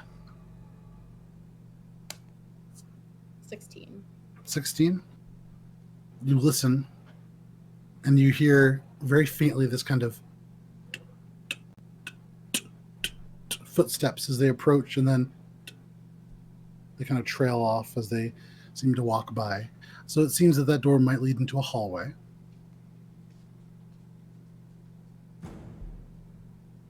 Just making sure no one's coming in. Sure. Gunter, you are doing... What do you want to do? I'm looking, checking out the contents of the copper pot. So climbing up, you can see inside, there is this very tightly screwed on copper lid with what looks like, it is like maybe glass or some kind of clear material. You can't see in. There's just this dark kind of condensation. But if you wanted, you could probably tap on it and kind of like the condensation would clear. I will do so. Okay. From inside the vent, you guys all hear this ting, very, very light. But Gunter, some of the drops fall away, and you can see it is like a very softly bubbling, very dark liquid. Huh. Some sort of distillery. And the police go by in the distance. Moonshine. But yeah. Meanwhile, Shay, Heinrich, what are you guys doing still in the tunnels? It's been a little bit. Yeah. I feel like, do you think they're doing okay? Is Helia, like, up there, or did she just kind of... she's at the very rear. She's waiting, and nobody said anything. So you still see her up Yeah. at the top, maybe like I'll 30 whisper feet up. away. I'll whisper up and just be like, "Helia, what are they doing up there?" You can see just the head, and then she shuffles awkwardly and turns around and comes back down to where you are. Mhm. So just beyond, there is what looks like maybe a distillery, and then more went up another shaft. And she said there's a closet above. And now, when you called me down, Gunter was looking into some kind of a vat. And no immediate danger. Okay. How many distilleries are? And forgive my ignorance in this city. Oh, there's only about 7, but this would mean that we're on the Ring of Copper. We are quite a ways to go. With your knowledge of this city, is it more dangerous to exit here inside of an occupied building, or try our luck finding more up tunnels to get a little higher up, maybe towards the Ring of Silver? Personally, it's difficult to say. I don't know anything about these tunnels, other than the fact that they've been used to smuggle things here and there. It makes me nervous being in a place that's occupied. I would agree. Maybe we could sort of retrace our steps a bit and try to find another up path and come out somewhere maybe not inside of an occupied building. Perhaps. I mean, if there's a way that we could mark it, maybe we can come back if everything else doesn't work out. Easy enough if that's what we end up doing. I'll mark the entrance of this tunnel if we go back down.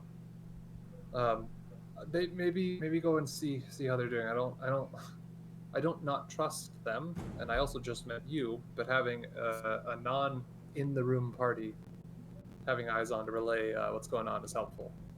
Do you want me to tell them to come back? Not yet. I guess it seems like they could maybe find some information, but a few minutes. All right, you've got antlers, and she kind of again awkwardly shuffles around and then makes her way back up the tunnel. Meanwhile, Gunter and Morwen, what are you guys doing in this space? Well, now that the inspection has occurred, I think the next step is see what isn't nailed down. Fair enough. I think the same for me, but okay. I'm just gonna be like, I'll keep watch, Gunter. You grab the shiny ship for me. Yeah, you got it. Gunter, make an investigation check as you loot the room. Classic. Ooh, nice. That's investigation 18. 18. So, I mean, what in particular are you looking for? Because there's laboratory equipment, and then there's herbs and spices. What would be easiest to carry and most valuable? So, what's the cost benefit analysis of? Make a flat intelligence check. Oh, Like, I don't want to, go stealing a bunch of equipment that's going to just break if I try to bring it through a 3 foot by 3 foot tunnel. It'd be a huge waste of time and resources. Shattering glass everywhere. It's ridiculous. Gunter's, I would recycle it, of course. But, Of course. that's a 14. 14. Looking at everything that's sort of here, in and of itself, not a lot of this stuff is valuable, except to people who know how to use it, and in pretty particular conditions. However, I would say, looking up and on the wall, you can see there's a few spices. I mean, spices are expensive. You can see things that look like salt. Okay, yeah, sure. I would say with a roll of 14, go ahead and add. This is going to be turmeric, which is very expensive. It's worth noting. All right, nice. There is like a little container of juniper berries that are fairly withered looking. There's a jar which looks like a weird kind of bark, almost like birch, but it has streaks of color through it. And then should you choose to take it, there is a jar that it's about this big around, and it's about this deep, and it's almost entirely full to the brim of shriveled up ants. I don't know. Should I take that? Yeah, I'm gonna take it. Of course. So you're gonna add a jar of turmeric, a jar of juniper berries, a jar of birch bark, we'll call it, and then a jar of ants, dried up ants. Because.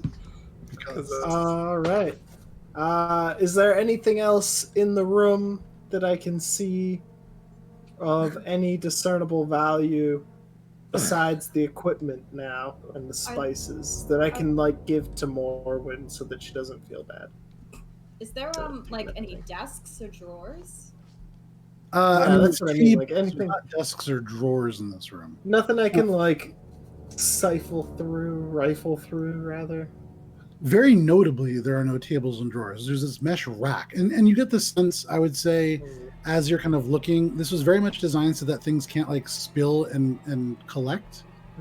So there isn't things like drawers or like storage in this room. You would imagine that means there is a room that would have stuff like that in it. All right. Well, I got everything that I can see of any discernible value in here, so why don't we check out the rest of this place before, Heinrich starts getting upset because we're having fun. Oh, he's such a buzzkill. You're right. Let's go check on the party first. Yeah. No, he said Well, I said let's go. Yeah, let's go steal some more stuff first, and then we'll go back. Because, it's what do they say? Don't ask for permission. Ask for forgiveness. We're gonna do that. I like it. All right. Yeah. So, do you want to go through one of these doors, or do you want me to go shimmy up this thing again and see? Well, you said there was a liquor cabinet. Mhm. You think we could make our way through there without having to go through the dusty tunnel? I think so. I just don't really know in which direction. But I know All right, which direction. Can I figure it out from like where we are? Like the shape of this room, does it mimic what I went through? No. So, I mean, it's definitely on a floor above, probably one floor above. And Oh, right, because I had to go so high up. Yeah. yeah, so I mean, if the floor above, you would have to go straight through where all those herbs and spices are, and then like somewhere beyond there, but above, would be that room or that closet. I mean, we could, but this is a much more direct way. I'll just go up and, you know what? How about I go up and then I'll just like kind of drop the shit to you and you That sounds awful. Where's your sense of adventure? Come on. I mean, there's no lack of a sense of adventure. It's more a lack of wanting to get hit in the face with bottles of liquor falling from about, 20, 30 feet up? I don't know. Fine. All right. I'm going to take the scenic route. I want to see what else is in this place. I'm going to start walking towards the door that Morin was, gesturing toward. Okay. At this moment, Heinrich, you can see shuffling backwards now is Hylia Coldrot, just kind of wriggling. And she gets around and kind of over her shoulder says, Gunther's going through a door, I think. What? Where are they? Could you make out what they were saying? We're going shopping. Yeah, I think they were talking about throwing bottles around, and then they're gonna go and. This is I'm the not sure. worst idea ever. I don't think they're doing the bottle thing, but I think they're going to see where the other doors go to. So Right. maybe we want to actually go up and help, or maybe we want to go back and give them room for a retreat. I'm not really sure what the best option would be. You know them better than I do. No. Yeah. Let's leave this to Gunter. He likes to be in charge. But I can't, with a good conscience, let them walk into such obvious danger. It's their choice. Helia, could you maybe? I don't want to ask you to accompany them, but could you maybe? I mean, I can. Yeah, that's absolutely fine. I think it's a bad idea to go in there. I think so too. Maybe because I'm not going to be able to easily fit in, and if things come chasing after the obviously overly loud dwarf and curious cat, I'm not going to be able to squeeze down in time, so I don't even think I'd want to throw myself in danger in that way. It would just hinder all of us. Do you think you could go and try to reason with them? I've got the we'll girlish find figure. another- Give me a moment, and I'll get up there and see if we can come back down. Have a little bit of a talk about what we're going to do. And she makes her way back up, and you can see she just kind of disappears and drops into the room. But while this conversation is happening, are you guys going through the door? I mean, I'm going through the door. I mean, Okay. I'm going to. I'm sort of, like, stealthily, I'm cautiously opening it because I'm heeding my own Listen. words.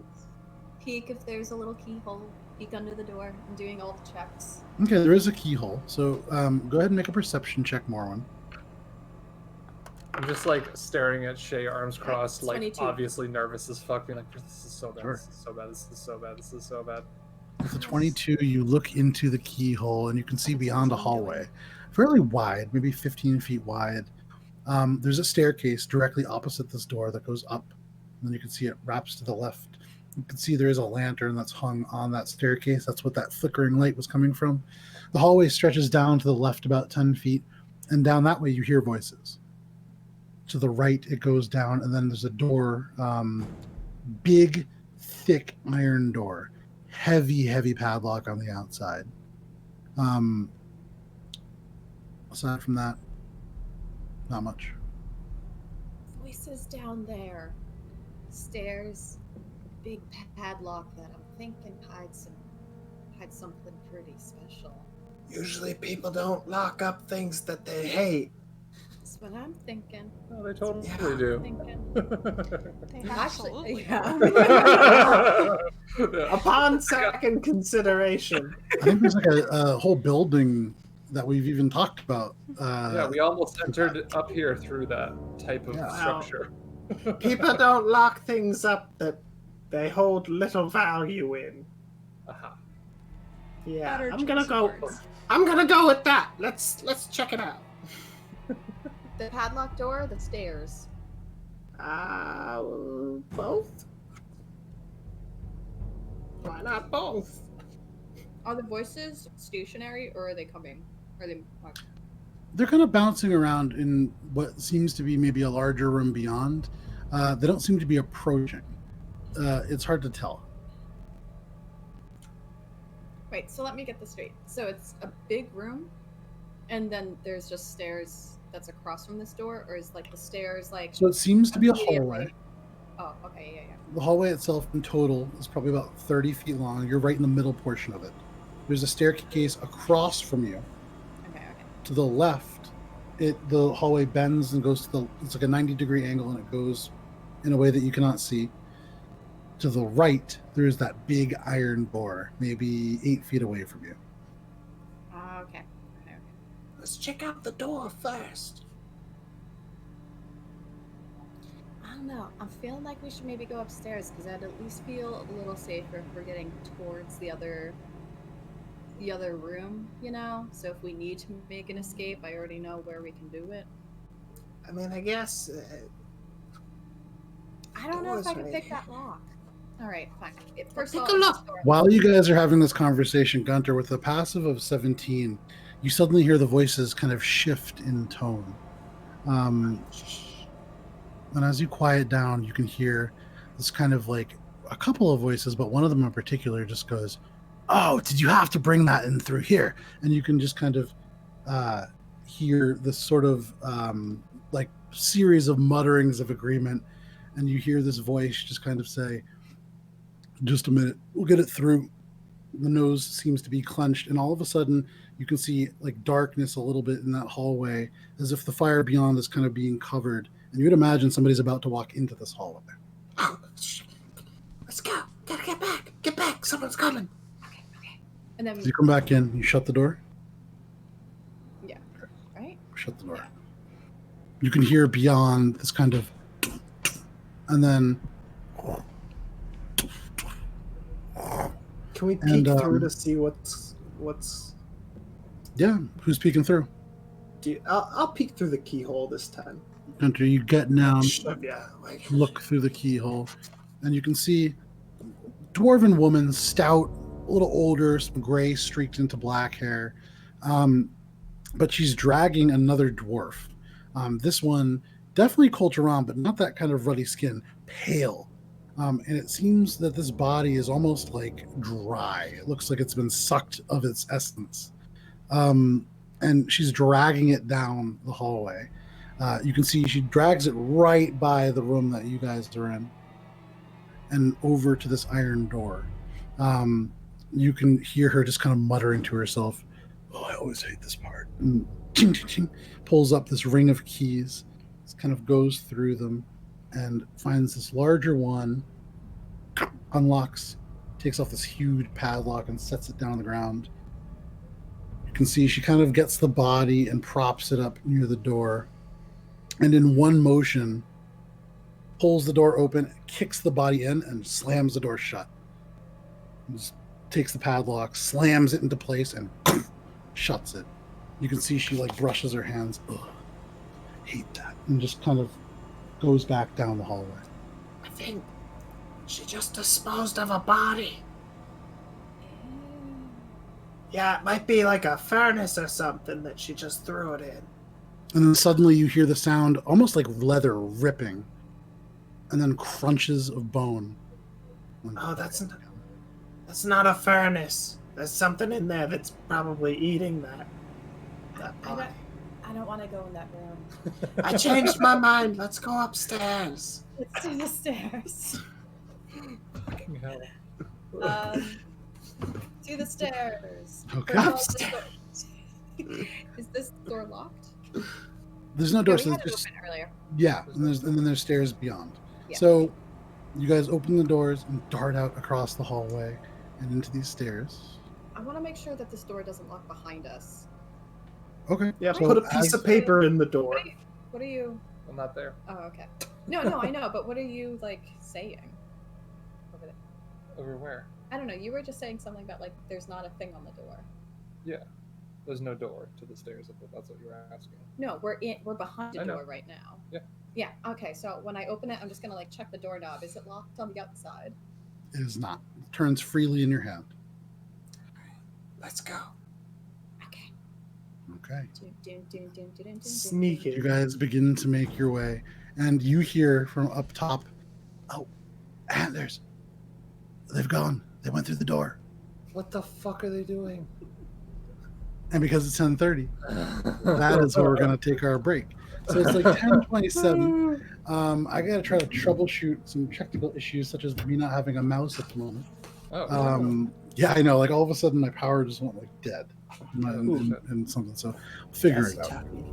Yeah, not too worried about it. But it is 10:27. Why don't we say we will be back here at 10:40? 40. 13 minutes from now. We'll see you then.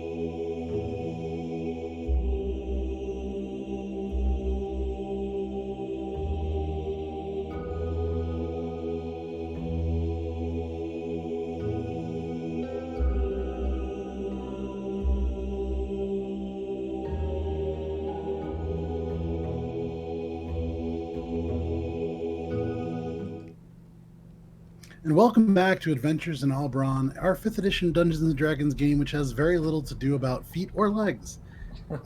Over the break, we did get a question from Talon, who redeemed some of his channel points for a lore question to be answered. And his question is the Talon Coast the best coast to visit in Alberon?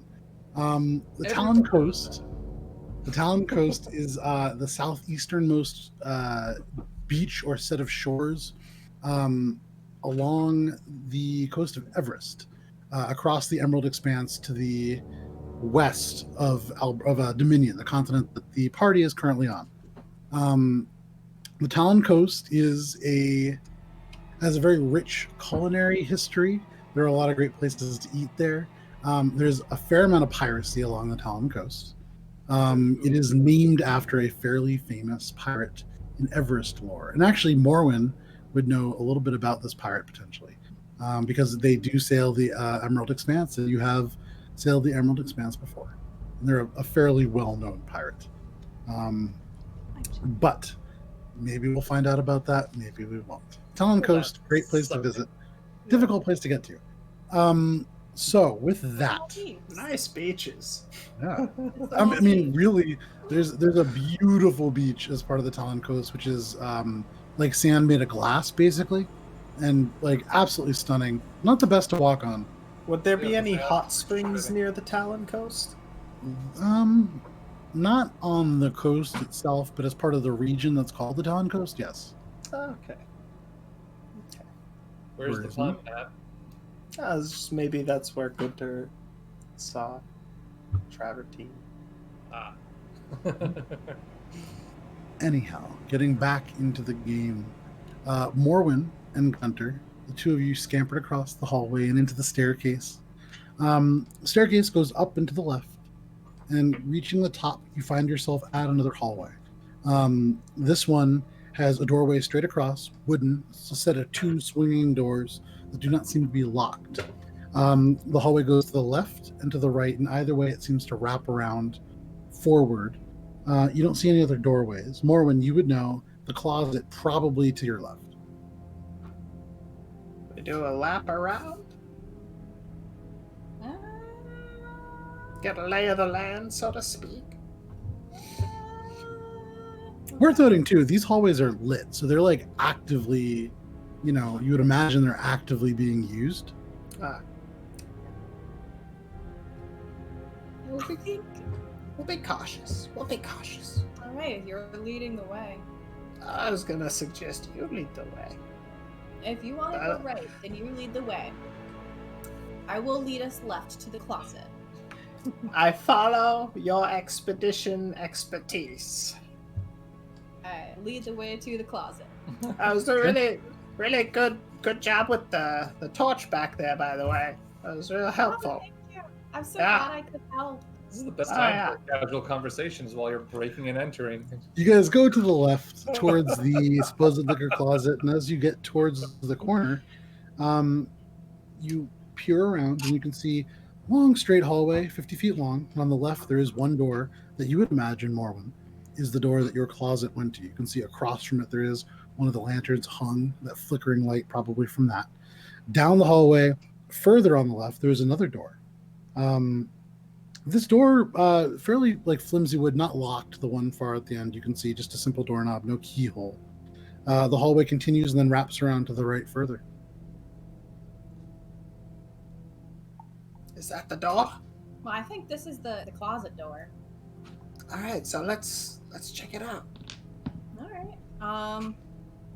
I do my usual ear against the door, look through the people, look under the crack of the door. I'm keeping eyes out. Investigation check, sorry.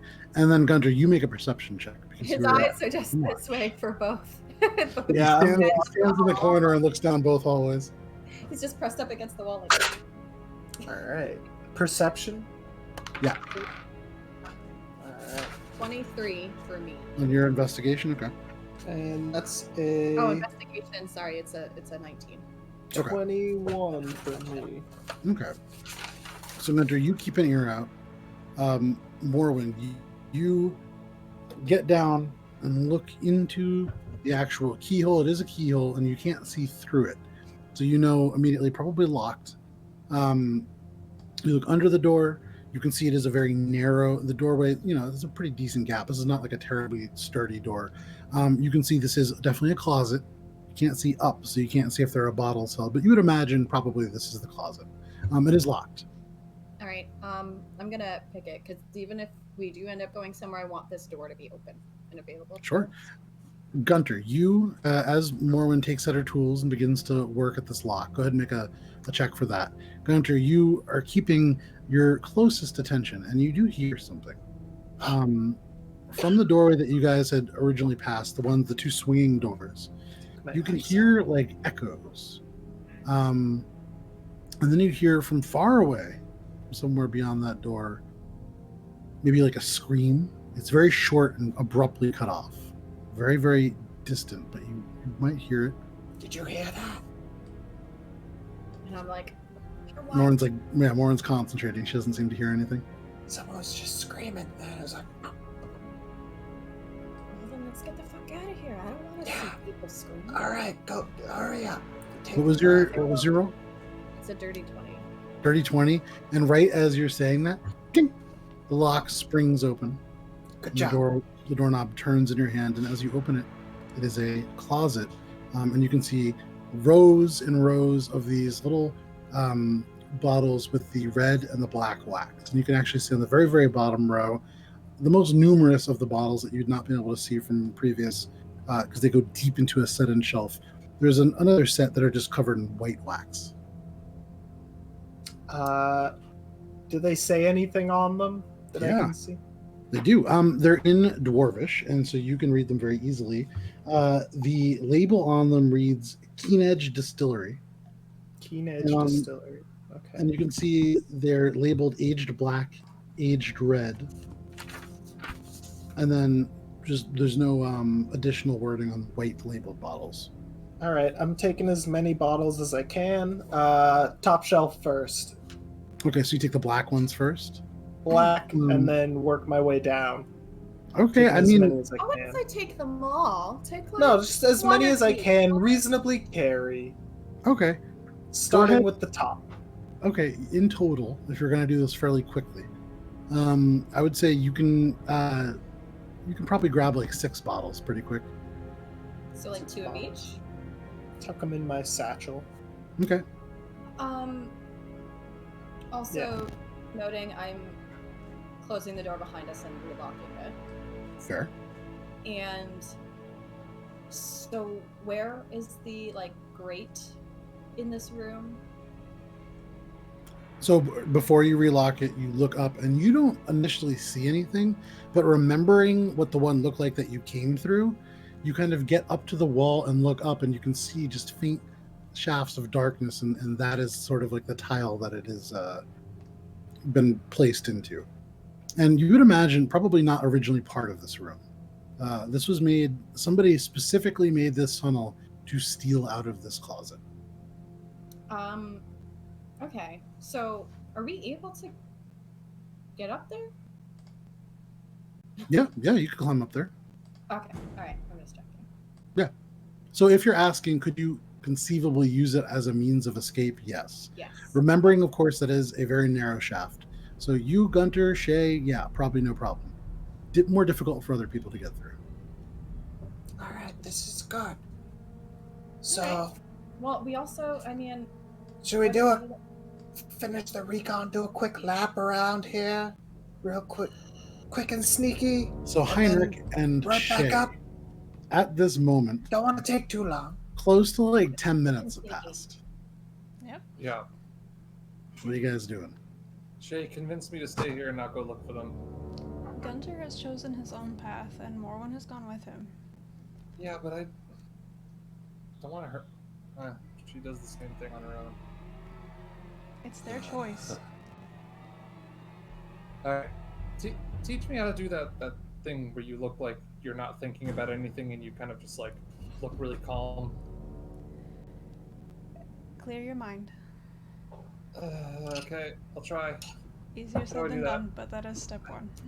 How do I do that? Tell me how to do that. Think. Kroddick pipes up a little bit and says, imagine Heinrich, a flame, a large bonfire, something that brings you great warmth. It is in a dark space. There is no floor, there are no walls, there is no ceiling. Where am I And now standing it's- then? You are not standing. You are the Sitting, flame. sorry. This is a place in which you have no body. You are in your mind. And I'm trying really hard.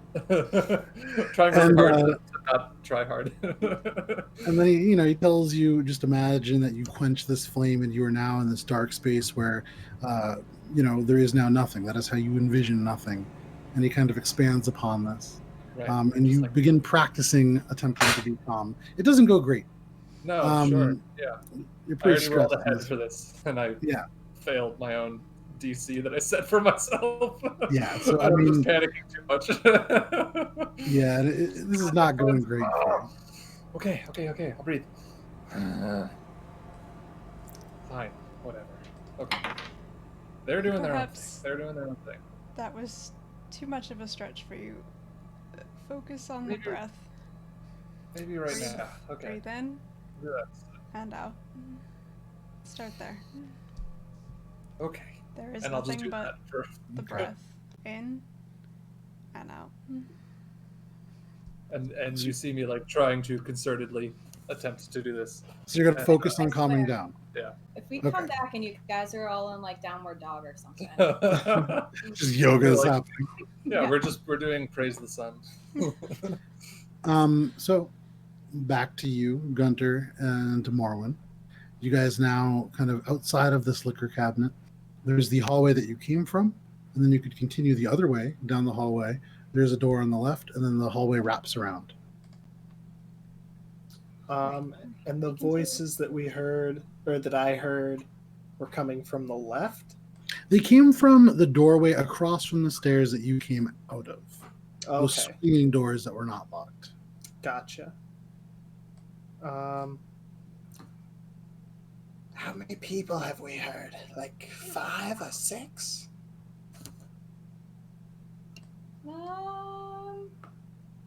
How many people have we heard? Make an intelligence check, unless you can actively remember. I mean, there was the 2 people that were in the original room, and Okay. then there was the 2 people, or There I was heard the 2 voices people. on the Yeah. first floor. Then there was These the two. woman who dumped the body. So that's 3 in this building, or 5 Yeah. in this building. Yeah. And then you add on like +3 to be safe. So The Sad. scream. She probably plus the whoever- screen, but that's Counts- probably a -1. No, I'd say counts as 2 at least. They ain't screaming by themselves. Yeah, but that's All right. also So let's settle All right. on a Gunter, with 10. your passive perception, you hear footsteps behind you. Oh, And back in the closet. before she can sneak up and kind of add to this conversation, you kind of turn and you can see Helia Coldrot is creeping down, having rolled underneath your passive perception. High enough so that Heinrich did not notice her leaving because he was a little bit busy focusing on Trying to calming like down. meditate.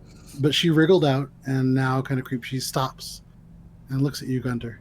You got good ears. Shh, get in.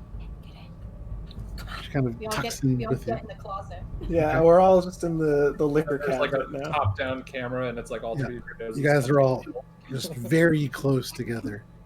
And now Helia just kind of crunched in. What are we in here for? What are we hiding? So We're trying to scope out the place. Oh. Okay. here, Helia, look at these bottles. Do you know where we are? Yeah, What have some of these.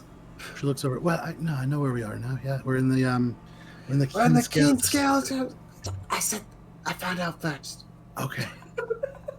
Very good job, Gunter. What does that mean?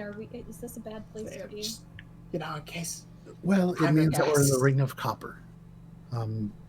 We're fairly close to a residential district. There should be actually, if we're in the Keenscale Distillery, there's a balcony somewhere on this floor that would be overlooking areas. We can get maybe a better vantage point from there. Oh, that's probably where I heard the screams. No, wait, that's not. No. What screams did you hear? Oh, someone screamed and then they didn't. So it sounded like they got, their screams were cut short. It may have been thrown in that padded door, like death room. Yeah, there's a locked door downstairs, and they threw a body in. The iron one. Yeah, that one. And then Why are we still here? Because while we were scoping out the place, we thought are we going? Okay, but we're in a distillery. We just heard a scream, and they're dragging bodies around. Why are we still here? Well, let's get to the balcony. Go grab Shay and Hendrik. He turns, looks at you more, and it's kind of just like a turn like this because you guys are all wedged together. All right, and she kind of turns, opens the door, looks both ways, Come back in. shuts the door, scooches back in with you guys.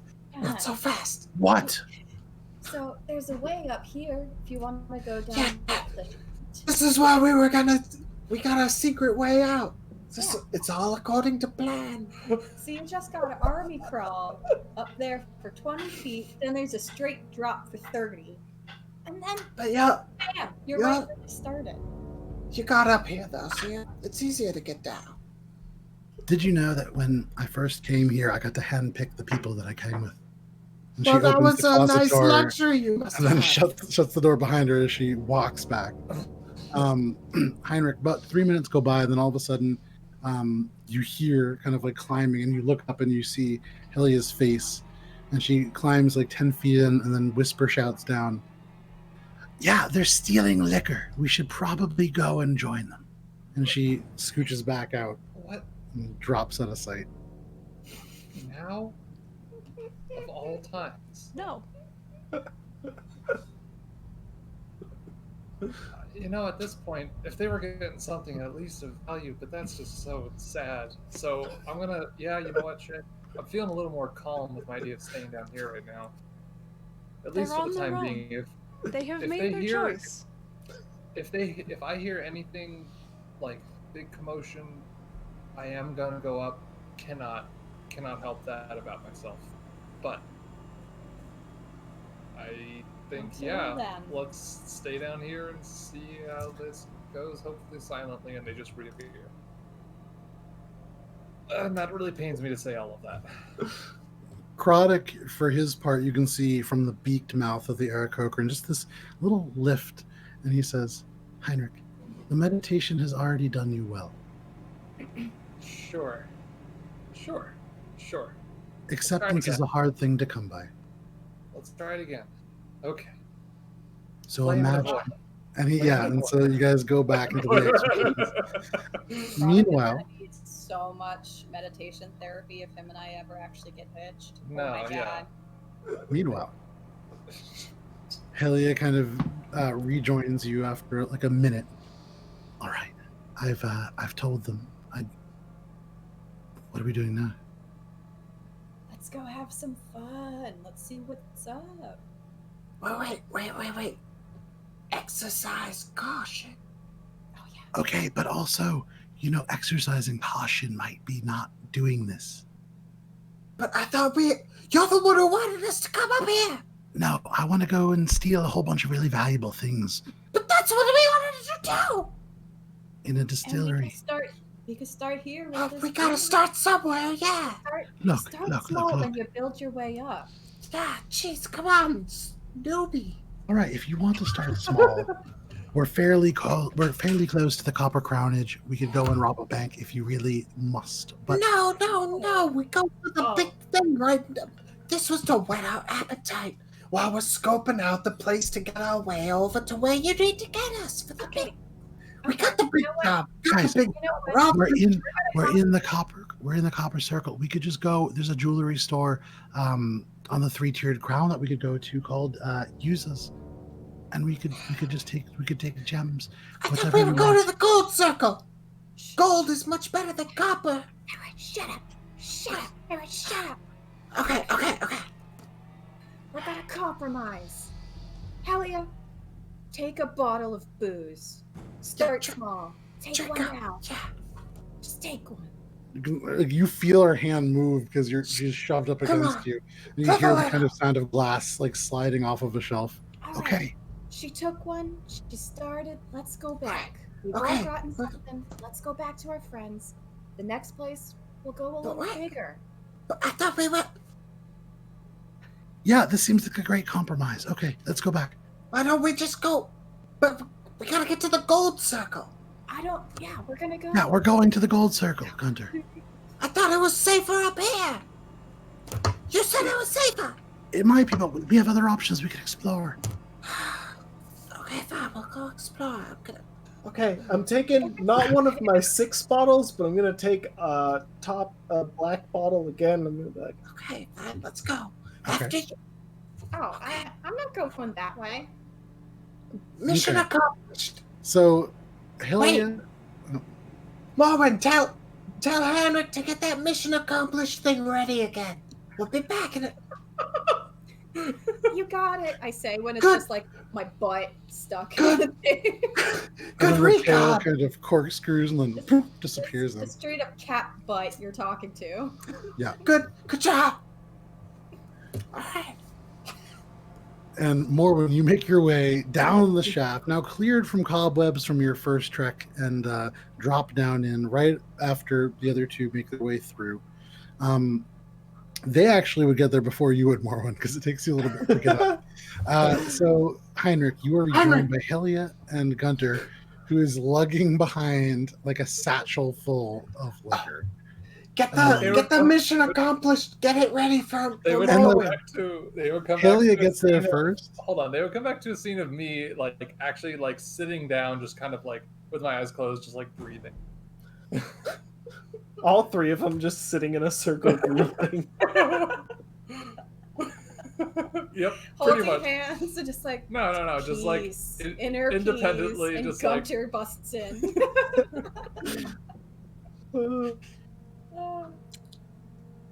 Gunter, what are you saying? I was like, Heinrich, get the mission accomplished ready for Morwen. She's coming back. Mission accomplished. We You're did it. back. Okay, you're back. Yeah, good recon. Good recon. We got it. You're Look, back. Shay, Yeah. see, Roderick, thank you. get it ready. Go. She's coming. It went ready. I'm sorry. What What are they Mission getting ready? accomplished. Mission accomplished. the banner thing? Yeah, Oh, mission accomplished. yeah. Okay, sure. And just like a half-hearted like. Mission accomplished. Like a single kazoo kind of sound. Yeah, of course. That was perfect. The way that you did it was so perfect.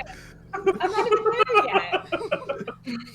You just farted out a mission accomplished when I'm not even there. Are you serious? And then as the magical effect dies and withers into the air, all of a sudden you kind of see Morwen now shuffling her way down the passageway.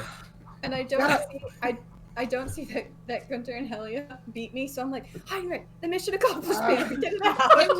You missed it. You missed it. I had to Really? beat me. Heinrich's really got to work on his timing. It's possible. Sure. Okay. Yeah. Are we done here? I Helia mean, looks at you. She's holding a bottle of booze, and she just says, "I don't know. I honestly don't know. I'm regretting everything that's happened Yeah. since I'm I was sorry. free." I'm sorry about your luck, but well, it's your choice. You're the one who chose the people who got killed. we did make it farther than they did, to be honest. said And it that's the yourself. weirdest way to say this. That's the weirdest way to say this. Yeah. And again, I mean- would imagine that means my luck is not very good. Well, that's what I'm saying. Is I said, can't really Onward. complain. And I'll just turn and kind of be like, Shay, do you want to help front and checking out? For That's why I said drink up. You can't complain, so drink up. And I'm gonna turn to Helia and be like, a lot of people say black cats are bad luck. I'm living proof it's not. I've never heard that expression before, actually, but it's catchy. the West Coast. I think it might have something to do with that. She turns when you say that and says, "Oh, from the West Coast. Where are you from then?" I'm from Dungannon. That's right. At some We've had point, this discussion. you and I need to have another discussion. Oh, I'd love to. Over drinks. Well, She you got kinda it right holds up there. the We got a bottle. walk to go. Oh, I'm So gonna try it. Can I try it? can we get walking while we're doing this? Sure. So as you guys begin to Can we get walk, walking while we're doing Morwen, this? Morwen takes out a claw and then peels off the wax And as you open it, just the aroma immediately strikes you. This is the black bottle. Mm-hmm. It's warming, the smell. There are elements of kind of like charred wood and bits of some kind of an unidentifiable spice that hit you in the nose even as you open it. But it smells good. Okay, I'm gonna just like, because I don't want to take like a big swig. Like I just literally want to taste it. That's it. Okay, you take a nice little sampling taste, like you might at a. Okay, sure. You dip your paw in, and from the little bits that are dripping out of the fur, you kind of. First of all, it tastes kind of rusty and irony, and you think maybe it's from like the dust that kicked up when you were in the previous room. But through that, you do taste like elements of charred cedar. This deep, almost caramel kind of sweetness that is then washed away with the alcohol that comes in and kind of burns your mouth.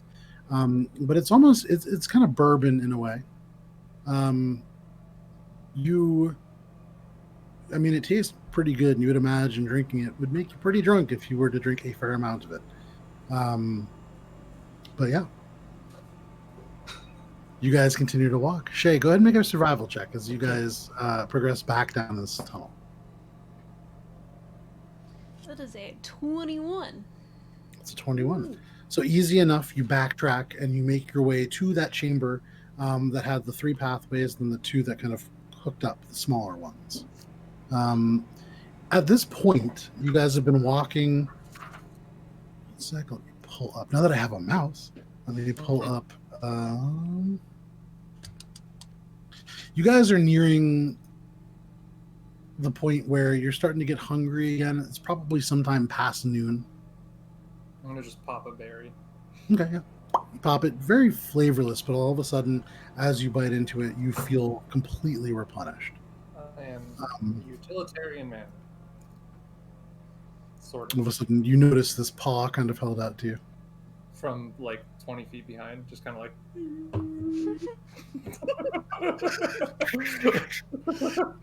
It's Stretch Armstrong. Not a sponsor. So you make your way back to this tunnel. Fair enough. You now feel full as well. You make your way back into this central kind of thing. You can see Helia pull some stuff out and eats. Croddock eats at the same time. But you guys do make your way back. Oh, Croddock actually wouldn't eat, but you guys do make your way back to that room with the 3 tunnels that go away from the one that you guys arrived from. So you're looking at, yeah, okay. So you mark, you put a little mark. I'm gonna do like an X and then. Why would you put an X? Put that that's the distillery. And then I'll draw like it's gonna take a little while, but a little bit of like a bottle shape. Okay, no, it doesn't take too long. I mean, you know, you're just kind of like scratching it. You're not like making deep gouges in the stone. I'm not making just another window plug. Yeah. Okay. Yeah. No problem. Easy enough. Sign of a bottle. Little X over it. I was hoping you put a D for distillery, then it'd be XD. No. Just like a we've been here X. Sure. Yeah. No, I got you. So that is now marked. There are now 2 tunnels that you do not know the destination to, as well as 2 tunnels that too small for you guys to traverse through, and they seem to kind of lead up. I'm still eyeing Not the them one very that goes suspiciously. down. Try the other one. After you.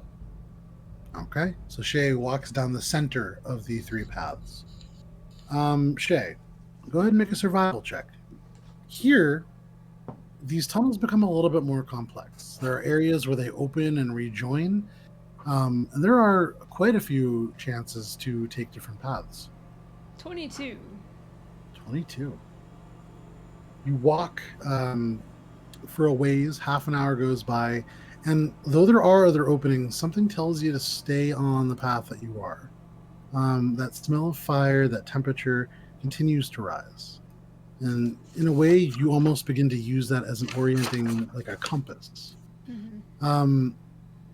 You get to a point where the tunnel is winded and you felt yourself rising and falling in places, and it doesn't seem as if you're going in any particular direction, decidedly up or down. But you get to a point where at first you think, oh, it's branching out again, and then you realize you're in an area where 5, 6, 7, almost 10 tunnels seem to kind of coalesce into one large chamber. There is in the middle of this space like a hole, almost like a pit, really. It seems to drop down. You can see large webs, themselves not large, small strands and spread out, large singular strands that make a very large web. Seems stretched across the entirety of the space. Down below, you'd have to get close and kind of look down to really perceive what's down below that. The other tunnels twist off into various directions. Difficult to tell. I would say, what was your survival check? Is it 22? 22.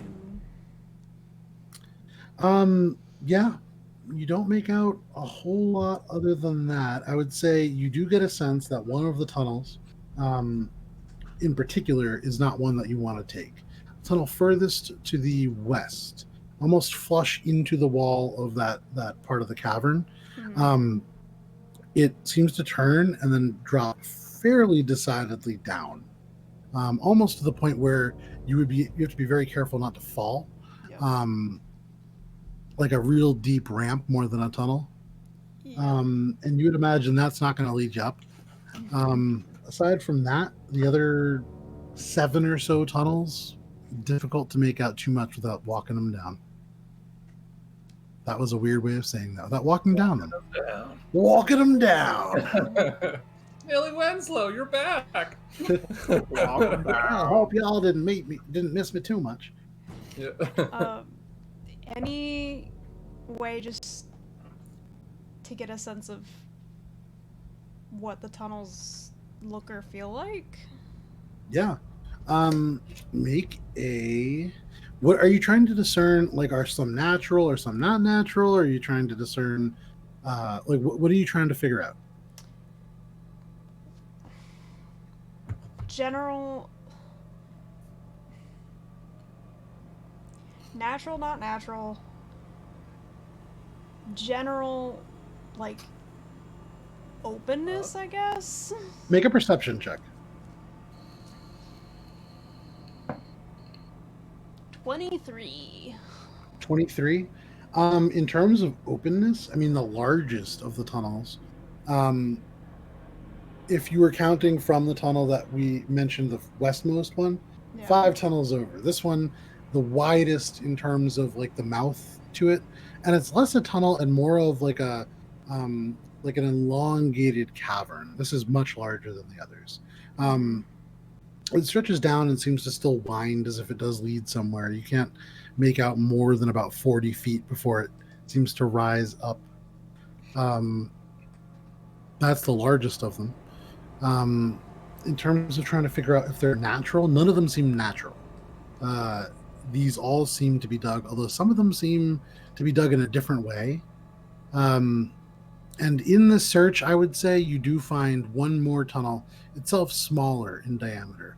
Again, one of those almost like 3 feet wide ones that seem to twist almost like it would be really difficult to climb up. Mm-hmm. And I would say, yeah, that's what you see. And any sense of these, like, latitude change? Or are they all fairly flat? None of them are So- flat. They all seem to either go up or down, but it's difficult to tell if they maintain that course without really going. The only one that seems to be the 2 that are clearest, there's one that definitely goes down. And then that wide one definitely goes up immediately. But without really tracing down or using some kind of magic, difficult to tell. Unless there's a way that you could do it that, I mean, open to ideas. Is there any I could. What are we trying to do? Are there any markings on any of these openings? Make a perception check. Nope. I'm gonna A give 6. this a shot. Okay, yeah. I mean, you don't make a real good look. It's hard because there are so many tunnels and I feel like I'm preoccupied by the spider pit too. yeah, and you keep looking over at this deeply webbed pit. Yeah, and there's like a big enough berth that we don't have to get like near it, right? Yeah, no, yeah, you don't need to there's no point where you would need to pass even within 5 feet of it. Good. Just Keep it thinking there. that the best traveled path is going to be the widest, the cleanest. Well, But does that necessarily mean the safest too? I mean, the cleanest floor we saw almost killed Gunter. that's true. I mean, this But one again, Within this one reason, leads up. obviously. This one leads up. We found another one that led up and it stopped, but maybe this one doesn't. Maybe this keeps going. I mean, we could try and mark them off. Does anyone talk to spiders? No. Do you? I mean, I wish. you kind of Uh, still covered in it, right? I'm brushing away more webs. I forgot Yeah, about you're gonna that. get some of it out. Still in the fur. You've gotten most of it off your face, but it still clings to the clothing. So yeah, you're still pulling strands out. Let's make a choice. If it doesn't work out, backtrack. Right? It's kind of the only way to go, unless any of us have any super, well, not superpowers. That doesn't make any sense. Supervision. Super vision of some kind. Try to cast tongues to see if I can talk to spiders. Sure. So you hear Gunter cough loudly in the space, and Gunter, you feel no thunder. You feel no power. Ah. I don't think I can talk to spiders. I am not surprised. Let's go with this one, Shay, right? You said this one looked the most... You seem to dwell on that one the most. I agree. At least if we're attacked, As we a can all thought. fight back together. Krodok says, also, it is the broadest, and a place where I would not need to stoop. And that would be nice, at least for a while. Agreed. Anyone else? Helia Okay. says, I don't have any objections. That one seems to go up, and we are headed up. Exactly. It's decided. Great. Moving on. Okay. Let's Shay, you go. begin leading the group. As you're leading, go ahead and make a perception check. 21. 21. So this is a space where you guys can stand three across, no problem. Fairly large cavern in terms of how wide it is. But as you're walking, you also noticed, unlike other areas where the floor has either been kind of uneven, but in a really calculated way, bits of rock kind of scattered around, this also isn't very clean. This has very, very distinct, almost like footprints. But they couldn't be footprints because they're shaped in a very, very regular way, almost large rectangles. But not quite. Difficult to make out, really. You did very well to spot them in this space. But this is a traveled corridor, for sure. But you continue down it. Do you relay any of this information? Yeah, I think it would, like, whisper train it back. Okay. So, And then eventually maybe- makes it to Gunter. yeah. But you guys all do hear that there are footsteps or footprints. Or something. Shay, you continue. And I would say easily with a passive of 17. 18. 18, sorry, I keep messing it up. As you guys progress, another 30 minutes, 40 minutes, an hour, this tunnel stays fairly wide, at times narrowing down to about 10 feet, but for the most part, this is a broader path. There's an element where you go up and to the right, and you feel yourselves almost in a very gradual way corkscrewing around and going up. You're going up and up and up, and you smell now more strongly this fire. And go ahead and make one last survival check for me here. 23. 23. You hear a very odd sound in ways reminiscent of the wyvern that you guys fought. This kind of large, but not quite. Not that same almost like reptilian kind of sound. It's something flying. And that in and of itself, very odd. But it's coming from ahead. And it's very faint, very far away. And then You hear maybe voices, but really, really quiet. Too distant to really hear. But there is something coming. There's something coming from up ahead.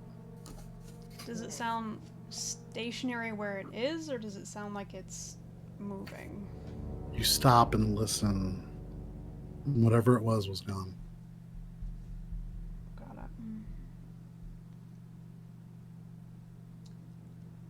Turn back to everybody and kind of a whisper. There's something big. Probably flying. Ahead. And Fine. Heinrich, you feel fine. And Shay, you feel fine. Gunter and Morwen, it's hot. I mean, it's been getting warmer and warmer, but I mean, it is probably, and you have to remember, you guys just slogged through the winter snow for weeks to get here. It's hot. It's It's hot. Probably pushing mid 80s where you Oh, guys are now. I'm pretty glad I'm hairless Like right now. today. I mean, I take my Yeah. coat off. Okay, yeah, you take the red coat off. I mean, I'm But- already naked relatively. Relatively speaking, you know, Got a nice breeze going on. Gunter's always commando. Hmm. You guys progressed for another like maybe 100 feet or so, and as this gradual corkscrew rounds again, you get to a point where it just terminates. But right as you get to this point, before you can take in too much, you can hear distantly again, now all of you, this kind of shriek. But Shay and Gunter, you in particular, kind of hear there's this like faint, almost a grunt, a laugh, and then another laugh muffled. And I would say, Gunter, you with the best passive perception do make out. It sounds like a male voice. Something's happening. And now, as you guys all kind of get to the end of this space, you can see this tunnel now. At the very end of it, there is almost like those kind of slots that you saw previously. Although these seem like dirty. They're like blackened elements, as if there might have been a fire on the other side of it at some point. And you can see on this one in particular, the actual outlines of it. On your side, not very well hidden. Probably on the other side, fine, but on this side, almost like nailed to the wall. And if you want to get closer, you can see it's actually designed so that you might be able to slide it aside and see before you actually exit. Sounds like an okay idea. That's peak. Helia says, "Well, wait just a minute now. Did you just hear something?" Yeah, but if we're just peeking. I know it's coming from ahead, behind this door thing, right? Yeah. I mean, should we give pause and wait and see if maybe like hide on either side of the door for a bit and see if anything still moves or tries to even like come through or something? We could. Not But given my I've been- promise. We've been walking for a bit. I would imagine, given everything, and you can see like she's starting to sweat a little bit now. Given hot. it is hot, which is very odd. It's warm inside Kultaram, I think, but not like this. This is very strange. Hmm. But maybe somebody just goes and takes a peek through. But we should be in at least the Ring of Silver by now. All right. Okay, I gotta go get some air anyway. Okay, so Gunter totters ahead. Okay. Gunter, you're just gonna slide the thing aside and look out? Yeah, stealthily, just like Okay. You pull it aside and you can see out. First of all, looking out. nice gust of breeze. No, a little bit of smoke kind of trickles through, like a little bit, like a little puff, Oh. because beyond you can see stretching out and up to the cave wall, similar to the Ring of Iron.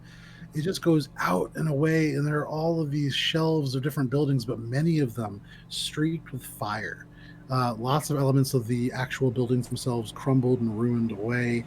That central pillar of stairway, or that kind of complexly navigates up and through every ring of Kulturam. There are parts of it that are blown off, and you can see the stairs themselves, warrens of rooms. This structure almost like an ant hive of just different stairways that go up and out into different platforms and areas of Kulturam. And that in particular is swarming with small figures moving. From this distance, you can't really make out what. Also, there is smoke in the air that makes it very difficult to see too far. And again, Gunter, you hear this kind of overhead. And I would say at this point, you hear this kind of... Oh no. Oh no. No, Oh no. where'd he go? We This lost kind him. of what? Oh, What do no. we hear? Hold on. Silence. Shoot. Guys, did we just die? No. Is this Uh, the I end? think- Is this what it's like when you die? Yeah. Well, I'm glad we all did it together. I think it's more. Should we God. do a little be right back? Like give it a few minutes? I'm gonna text Yeah, you we'll go directly. in a break and we'll jump back when Joe's back. We'll be back in a second. Technical Sorry. difficulties. Stick around, y'all.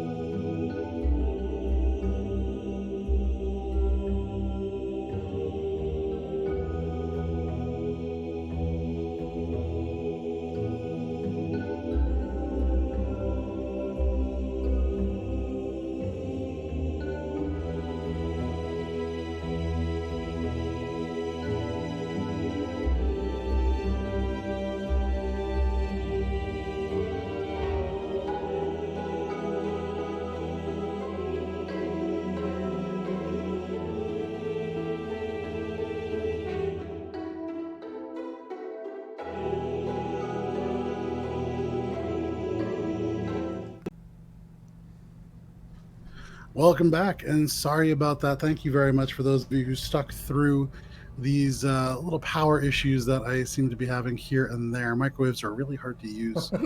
If you stuck through the break and the second break, which we took very unexpectedly, go ahead and say something in chat. And then Talon and Ali, if you could just let me know who talks from the people who are still here, we're going to go ahead and give away another Hero Forge. So we'll draw from that and announce it at the end, because you guys are all so nice and stick around. So with that, bringing us back into the game, what are you guys doing? Are you going to try, Gunter, you looked up, you saw all the smoke, you saw these shelves of things on fire, the main staircase swarming with things that you can't make out at this distance. You also see in front of you, there is a street, a variety of buildings that are kind of here and there. But from this vantage point, you also notice that the ring has a couple of kind of characteristic differences from the Ring of Iron. The first thing that really pops out at you, these are not buildings of stone and scrap bits of metal. A lot of these are properly defined from the structure. They're not just carved from the stone itself. You can see structures with elements of marble. Here and there, you can see there are like bits of quartz even that make up like thin design elements put into these bits of marble. Even off to the left, there's a building that's kind of like, it seems to be built out of basalt. It's all very like structurally sound and very rigid. But all of these things kind of get cast to the side because right in front of you, Gunter, right in front of you, you can see that there is this a woman who is kind of scampering backwards. She's almost seated and using her legs to propel herself along. She's a tiefling, a little bit more, a little bit curvier. There are these sort of like ember lights that are flickering beyond, and you can see she seems to be, rather than the sort of muddled red clayish skin that Heinrich has, very dark, almost brown, like almond skin. Her hair is brown and shoulder length. It seems kind of wet. And she's like kicking back. Her eyes look terrified. You can see the light of the fire kind of reflected in these large eyes. And you can see that she's just saying, "No, please, please." And in front of her now, kind of lumbering into view, you can see is a dwarf, Colteron dwarf. However, his beard is shaved. You can see just like little bits kind of on the jaw, a little bit of a mustache, little elements kind of going, leaving a bald head, but kind of around, still black. Wearing like red sort of tunic with like these red and gold armbands across. The most notable feature about him is his entire jaw looks as if it's been like shifted off to the right at some point by a very powerful blow, and then not terribly well taken care of. So he has like this massive underbite to the right. But you can see he's walking forwards, this confidence in the way that he walks. And you can see he says, "Ho, where do you think you're going?" And as he is kind of moving forward, you see there is this shadow that suddenly kind of is cast behind him. Are you doing anything at this point? I think I gotta kick the door open and go help. Okay. Is that what you're doing? No. Oh man, it's gonna get wrecked. No, stop. What are you doing, Gunter? Stop, Gunter. I'm gonna. You can see now she turns and tries to run, but she sort of steps on part of this gray cloak that's I'm over. opening the door. All right, go ahead. I need everybody to roll initiative. Fuck. Going a different way than I thought this was going. Yeah, and that's, I the figured times you would when hide. Winter's heroic, really, I don't know. All right. Ooh. No, that's a lie. Gunter's heroic usually, but Yeah, why not? doesn't have to start it with a door kick. I'll door kick into a guiding bolt that's not gonna work. Well, fortunately, the door slides, I think. So you just kick the door. Okay. So I think. I'm not sure. for initiative, 25 to 20. Ah. Okay. Anybody with the natural 20? Alrighty, 20 to 15. 16. I got 17. Okay, Heinrich with a 17. Am I going first? Yeah, it looks like it. Shay with a 16. To save the people. It fits my 15 character. to 10. 14. Oh, Cute! Tied. I mean, Ty goes to the higher decks, which I'm sure. It is It's more. me. yeah, it's I definitely mean- Morrowind. I think it's firmly established I have a 0 dex. Yeah. And mine's maxed. Yeah. It's a Product good thing I'm not actually a rogue. and hell yeah. Okay. Oh my god, if Gunter was a rogue. Yeah. Not for many years. That was his. Okay, his so- genes. We are technically starting off with Helia, although she is already gone. Then Heinrich, Shay, Morwin, Gunter, then Krodik, and then they are. Oh no, sorry, I wrote this all wrong. Heinrich, Mm-hmm. and then that's where we're gonna stop because that's when this guy goes. So Heinrich, you way back in the tunnel, all of a sudden hear this sort of like sound of stone and like breaking and metal shrieking as Gunter kicks this vent open, this doorway. What are you doing? What do I see in front of me? And how big is this door? So as he How kicks far am I the, from it? so as he kicks the door open, it's like a standard sized door, a little bigger on the top because jagged parts of the rock actually get like knocked away.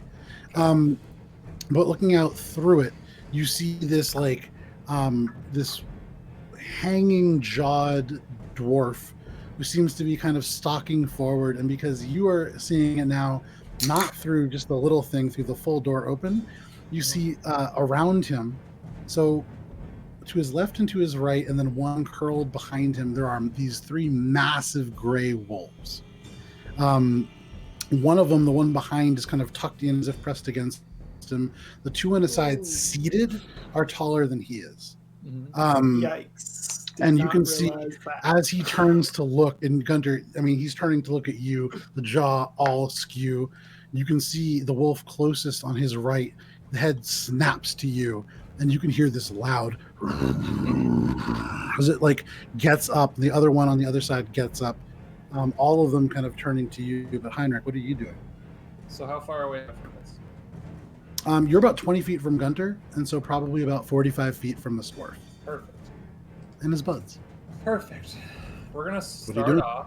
We're gonna start Okay. off with a distraction type of attack, which also happens to be my best attack. Conditionally, synaptic static, and I'm going to try to hit all of them. Okay. 20-foot radius sphere, and I'm not gonna hit the tiefling. So if there's a way to like, So you don't see the tiefling. okay. So then it'll just be like, the line draws down at him and goes back because I'm like, Okay. trying to not hit Gunter as far as I can tell. So like Fair the enough, edge yeah. of the radius hits him, and then the 2 wolves, and then the wolf behind, kind of like. So there's a fair amount of Yeah, time that works. to be empty sphere behind, but still. That works. So as part of that spell, remind me if I'm wrong, Yes. that's a save, correct? So an intelligence score of 2 or lower is not affected by the spell to start. Then they just do an intelligence save. Okay, so I'll just start rolling my damage because it's, yeah, roll your damage. So he fails right off the bat. okay. So that's not great for him. And you said it was 2 or lower? Yeah. So they are affected as well. Okay. And what was the DC on that? One 17. rolled a natural 20. Okay. And the 17 is other, and it's intelligence? Yep. Okay. So, all right. Hold on. Great.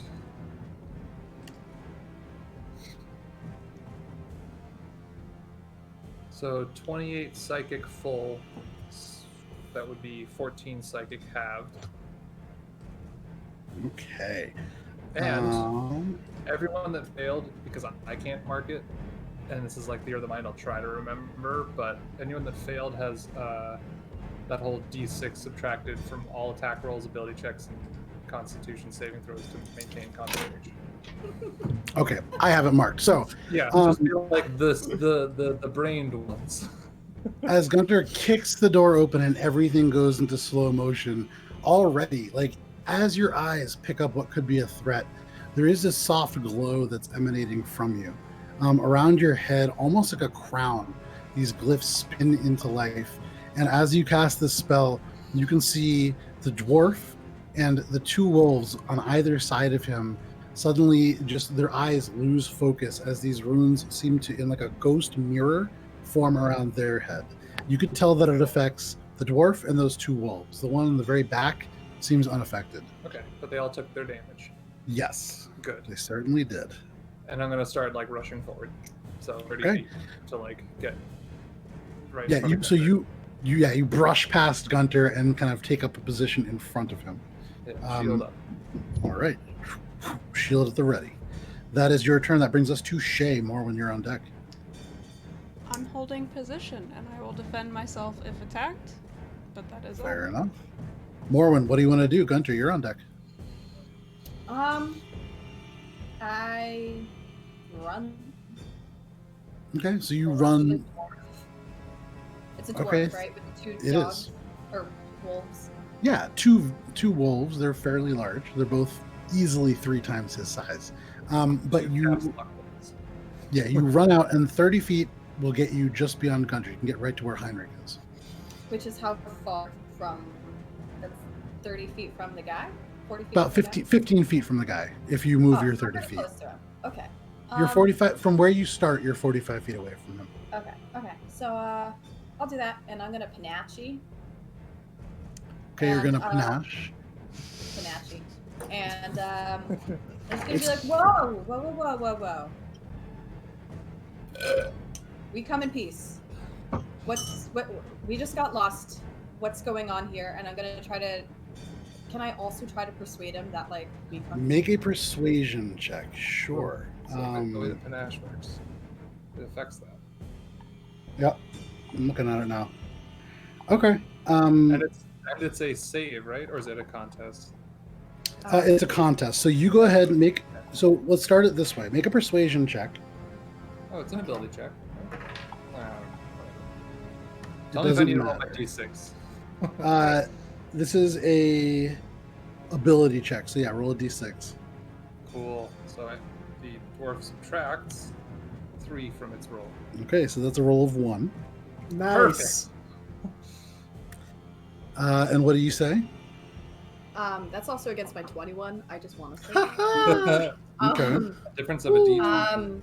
Like, let's all chill. I'm talking to both parties, but like looking at him, being like, let's all chill. We come in peace. We just got lost. What's going on? Okay, so that is your turn. What's going on? You can see in that brief time as you burst forward and say that, you can see his head tilting to the side, a little bit confused. Gunter, it is your turn. Kralik is on deck. For what it's worth, though, I did also come like open hand, like not Yeah, weapon yep. prone. So For sure, absolutely. Okay. That might bite me in the ass, or a dog will bite me in the ass, but we'll see. I'm just gonna go leave and try to cast command, but Okay, so Morwen, you burst out and you're like, whoa, whoa, whoa, whoa, it's all cool. And then Gunter from behind you, this shrill voice, leave. Nothing happened. For what it's worth. Anything else? never Gunter? come back. Okay, as a bonus action, and never come back. Anything else on your turn, Gunter? And I guess I'm gonna ready to, not get hit by something if it attacks. Okay, if so anything attacking happens to me, I'm gonna try to stop that. okay, fair enough. That brings us to Krodek. Looking for a moment, he's kind of taking in everything that's happening. He turns and looks at you, Shay, and although you can tell, he looks a little bit uncomfortable. He stays and doesn't do anything, although his eyes are very much on Morwen. That and is. Gunther, drifting over there every now and again, checking on his buddy. Checking dwarf- out his other buddy. The dwarf turns now. This is his turn. And he looks up at you, Morwen. And as the dog, the first huge wolf, Gunter, the one closest to you, itself looking a little bit glassy-eyed, had already started to try to advance towards you, Gunter. You can see this dwarf kind of suddenly darts a hand out, and it grabs onto this massive, like the hand doesn't close around the chain link that encircles this creature's neck, but it holds onto it. And you, which wolf is that? You can hear, he just goes, "Well, Wolfie." Looks first at you, then at Gunter behind you, and all the people assembled beyond. And although he looks just visibly confused, he says, "You said you got lost." And he's still like holding onto this animal. You can see the other two now standing pressed up against him, but neither really is doing anything. And for the moment, I'm going to take you guys out of combat, although it is very tense. You still see now this tiefling woman kind of trying to back out of the way. You can see his eyes kind of are darting over towards her. What are you guys doing? I would sort of step in between. I can't believe that worked. Yeah. All right. Do you say that out loud? No, but I'm thinking, I'm like, I sort of. He is considered charmed by. He's considered charmed by you. I'm interposing line of sight between him and the tiefling, just so she can like scuttle into the door if that's the direction she's heading. Okay, are you looking at her? I mean, you see her now. No, I'm not. I'm like locked eyes with this guy. Okay, Kind of so you like, gonna kind of step like I between. like loosen my stance a little bit, but I still have my shield sort of like kind of still in front. Make a performance check.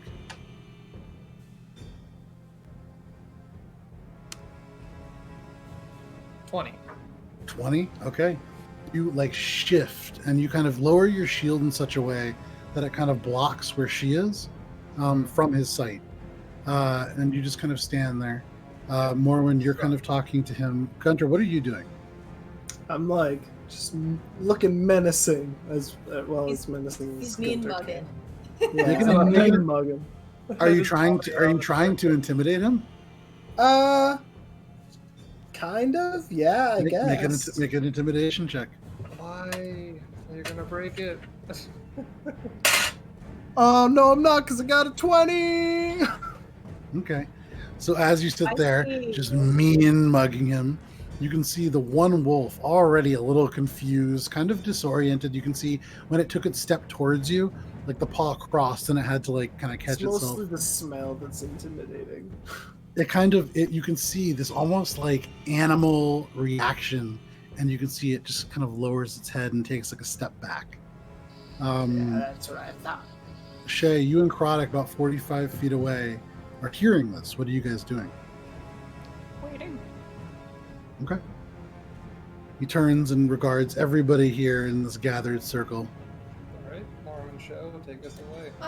Hi. So, my name's Morwen. You are? Well, I'm a little confused as to how you're here, but they call me Smashjaw for obvious reasons. Oh, that's an impressive name. That's pretty cool. I wish I had a nickname like that. So sorry I for- gave it to myself, if I'm being totally honest. I think it is pretty cool. I'm Hey, good at giving names. This is Wolfie, and he pets the one wolf that's now like a little bit of drool coming down, not like salivating. It seems like damaged on the inside a little bit. Oh no. He turns to the other one, which is now kind of like, again, as like sunk down. It's now like leaning in a weird way on its side. This one is Jax, and this one behind me. And you can see this other one, the final one in the back. Its fur all standing on end. It still looks kind of menacingly.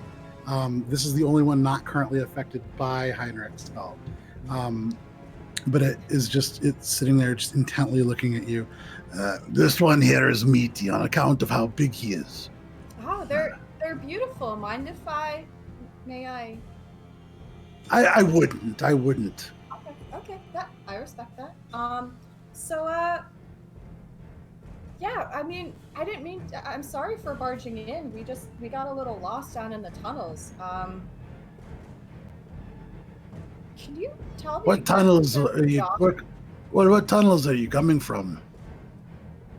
I'm nudge Morwen a little bit, being like, "Shut up, shut up, shut up, shut up." You're asking too many questions there, bud. No, you're right. Heinrich, where were we coming from? Sorry, I'm not very good with directions. Hence why we got here in the first place. Where did we come from? Came from the Iron Ring, head to Gold Ring. Came from the Iron Ring and we're heading to the Gold Ring. Yes, you're right. Yes. You know me. I don't know. You don't know me. But... Make a persuasion check, Morwen, at advantage. Oh shit! Oh shit! Yes, 28. He suddenly kind of seems drawn aback, and you can see Gunter, where as you intimidated the one kind of like messed up wolf, the one behind him was still very much just like intently looking at you. And as you're kind of mean mugging it, you can hear the growl start to rise up in its throat. And you can see all of a sudden he turns around and just smacks the wolf. Yeah, I'm reciprocating. I'm smacks it in the head, and you hear the wolf just kind of go down, and he just goes, "No, down.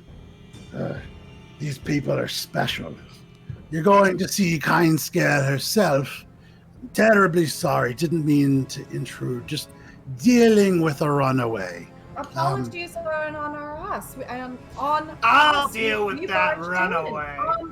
That being said, could you help direct us to where we should be going? He looks at you, Gunter, and just kind of says, "If you can spare the time, go ahead and deal with her. She's just behind. Move aside," and kind of like tells you to move aside, Heinrich. Yeah, I'll step over. At this point, yeah. And you can see now. At this point, she's had kind of slowly climbed to her feet, and at this moment, she's like stuck in this fight or flight moment. Yeah. I'm gonna message to her in that moment and be like, "Stay calm." I'm gonna confident walk over and be like, "All right, you're gonna get it real bad now." And it's again like stay calm, trust us. Stay calm, trust us. You're like repeating it. Okay, yeah. Sure. You can see for a moment she hesitates, but stays where she is. And Gunter, you approach. You get up to her. You can see now. I would turn too, just to be like making her make the connection that it's me, and trying to like convey with like a little bit of like a wince in the eye, like it's okay, like we got this. Okay. Almost like a half wink. You can see now turning this sort of curvy tiefling wearing traveler's clothing, gray cloak over like a dark gray set of padded leather armor or cloth armor, even just like really clothing. Is it similar to the guy in the God Market? Not. I mean, not terribly. Shay, to you, she looks a little bit dressed more appropriately for the north, maybe one of the smaller villages. But she has this brown kind of shoulder length hair. You can see it's wet from perspiration, just kind of matted onto her almond skin. And then Heinrich, you especially notice that as she kind of stays there hidden, there is this thing kind of dangling from her neck. It is silver, and it seems to be off of a length of cord, like leather, very simple, tied around. But it is a face with one eye open and one eye closed. And try to not let that affect me. Gunter, what are you doing? You walk up to her all confidently. I'm gonna like stage grab her and try to like bring her out to take her down. Like I'm gonna really show this one what happens to people who try to escape. You get on down there, give you a piece of my mind. And I'm just gonna like message, play along, just play along, just play along. Wait, where are you directing her towards? Down from whence we came.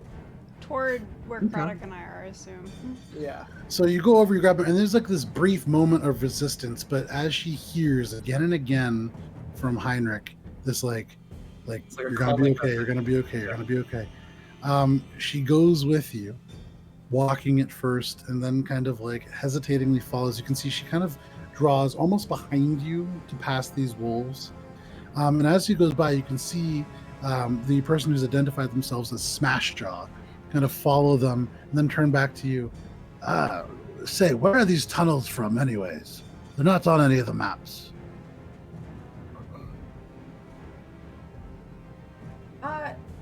Sorry, he's the one that's doing the directions. Turns you and looks Matt, at you, they Heinrich. never ask. We fell in and climbed out. How did you fall in from the ring of iron and then come out in the ring of silver? Was the only way out. Fell down, couldn't get up, followed the path, came out here. Make a performance check. Do I hear him saying this? As Yeah, behind They're you. like, sorry, he's a little dumb. As Gunter Go ahead, gets close with this make your tiefling- performance check at advantage. Oh, okay. Well, it was already a 20, but... As Gunter gets close with this tiefling, I'll like take her 20. from him and like kind of shepherd her behind Kraddock and myself. We smelled... Okay, you like- can see her eyes kind of like look at Kraddock as she passes, a little bit wide. Yeah. I'm gonna mime being like, I'll give you what's what. Blah blah blah blah. Okay. So that's going on. Heinrich. So it was a 20 total. Okay. Huh. Well, I wouldn't give directions as a job to the dumbest one. But where are you trying to get to? I can help sort you out. Gold. Like I said.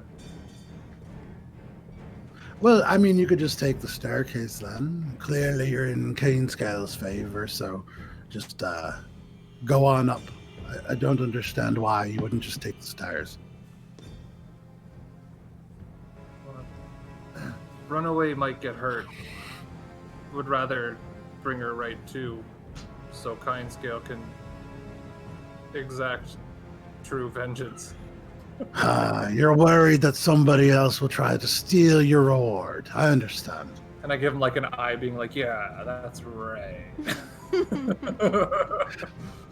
Totally agree in his language. In that case, avoiding the stairs, you could... And he kind of turns and he says, now follow down this road. And he points, and you can see this road does twist and go down, and you are on one of these larger shelves. You're not on like the ground level. You are up a little bit, maybe about a third of the way up through the Ring of Silver itself. Mhm. And he says, down that way, you'll go towards a larger building. Looks like a church or something.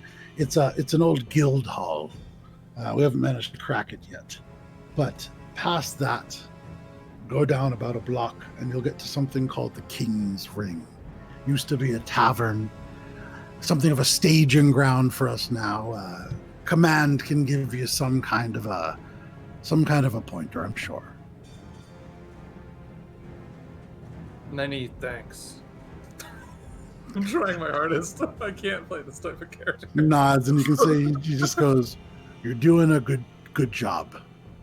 You want to pet Wolfie? Wolfie!" And the dog, one of the ones that I looks would love really to. still a little confused. No, it gets a little bitey. It's okay. You want to pet one? Sure. Why does he get to? He goes, and you can see the dwarf now holds one hand on top jaw, one hand on the bottom, and he kind of like pulls the wolf out and puts the head where you could maybe pet it. The fur is rough, and the whole body is like tense under your grasp. This wolf is not enjoying any part of this. Yeah, and then I'll just be like, good wolf. And I Peaceful creatures, wonderfully misunderstood. And he kind of like just shoves the wolf back. All right, well, you all be on your way then. I've got other matters to attend to. Gotta get back to my duties. Again, sorry for the misunderstanding, but thank you very much. Well, if she doesn't end up killing that one, she'll join the others in the Halls of Atonement. Good day to you. And he kind of lumbers off. Good day to you. The wolves follow him, and you notice the wolves and him kind of staggering a little bit. And they look a little drunk almost. That's just But yeah. permanent. So you guys now find yourselves alone in this kind of burning street Yeah. in the Ring of Silver. And I would I'm say at gonna this point, immediately go up again, Can I just Okay. like quickly immediately go up to God, I keep needing to like read her name on your sheet. Helia. Helia. Oh, yeah. Wait, the dwarf's name was Slackjaw? Smash. he Oh. went by Smashjaw, Smashjaw. is the name that he gave himself. Yeah. Smash he's real Mouth. cool. Real cool guy. Really cool guy. I He's said got a low Helia and I'm end. like, Somebody like, once told me the world was gonna roll me. I wrote Smash Mouth because you said that. All right. All right. No more. I asked Helia if That's she's 3 for the session. Fuck, I know. This has been a good or a bad one, depending on It's been a who tough you're looking through. week. So, Helia, is that guild hall related to you, Cold The Rot? guild hall? No, nothing up here, unfortunately, is related to us. We were cast Ring of down Silver, from I thought. Colteron. I thought you said the Ring of Silver was where you had a holdout. Or no, that was where a holdout was. I see. I'm remembering. For the Ring of Silver? There was some resistance set up. Stone Maybe you Garter or have me something? maybe you have me confused with somebody else. Not you. No, you were saying that there was something in the Ring of Silver where it was like relatively safe.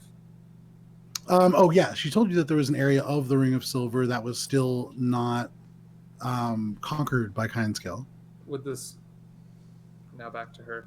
Would that guild hall be an assumed place like that? Do you think? Does that sound like the right area? And like kind of gesture to where he told me to go.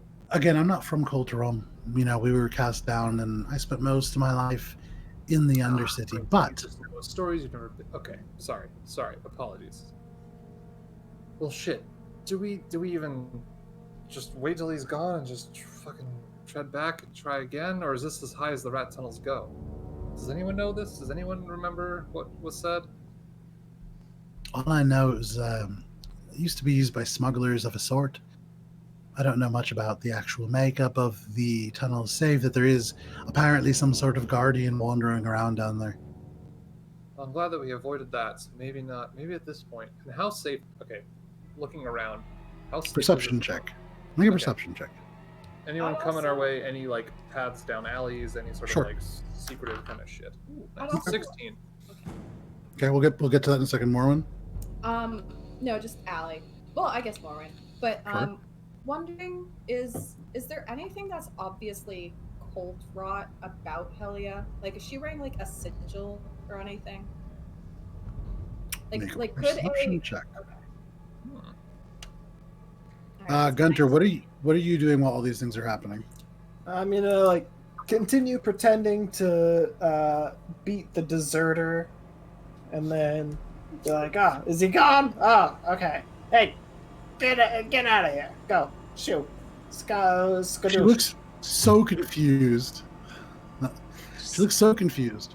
But looking at all of you in this little gathered space, which is not everybody but Morwen and Heinrich.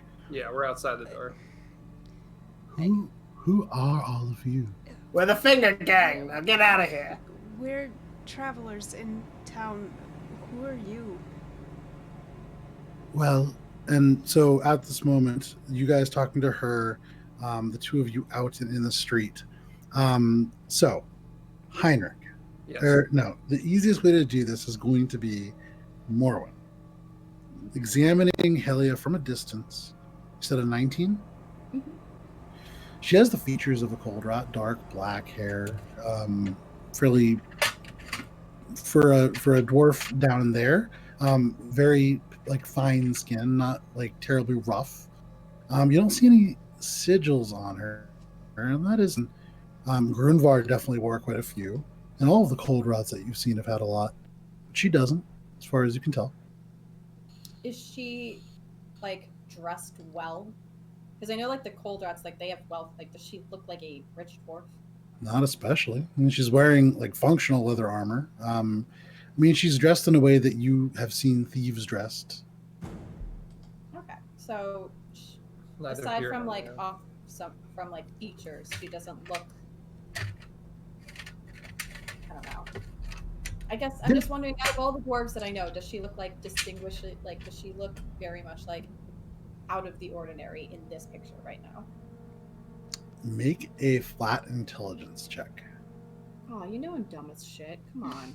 You keep asking intelligence-based questions.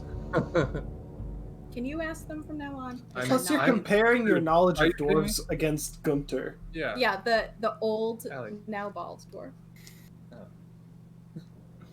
You Fair. do imagine. I'm an overachiever. I'm not actually smart. I would say all you really notice is that it's weird that there isn't more. Grunvar was like, he wore his wealth. The clothes that he wore was very fine. He had very manicured hair. The beard was short but very well taken care of. He seemed to apply oils to his hair. Hellia's not like that. That's really all you can really. Yeah. Now that I'm noticing, I like that. Okay. Fair enough. I have a +1 point of respect for her. Yep. Nice. Mark that down on your character sheet. Heinrich, you, with a perception check of 16, you look around, you cast your vision through. You can see, so right now you're on a road that kind of curves down and around. And it's part of what is sort of one of these shelves of buildings that is 3 tiers in and of itself. You're in the middle tier where you exited. Going down and around, you can see what look like different houses, though many parts of them have crumbled inward. There are areas that you can see kind of like fire scorched. And then as you're like looking, you hear something again somewhere up in the smoke-filled sky that's kind of just briefly.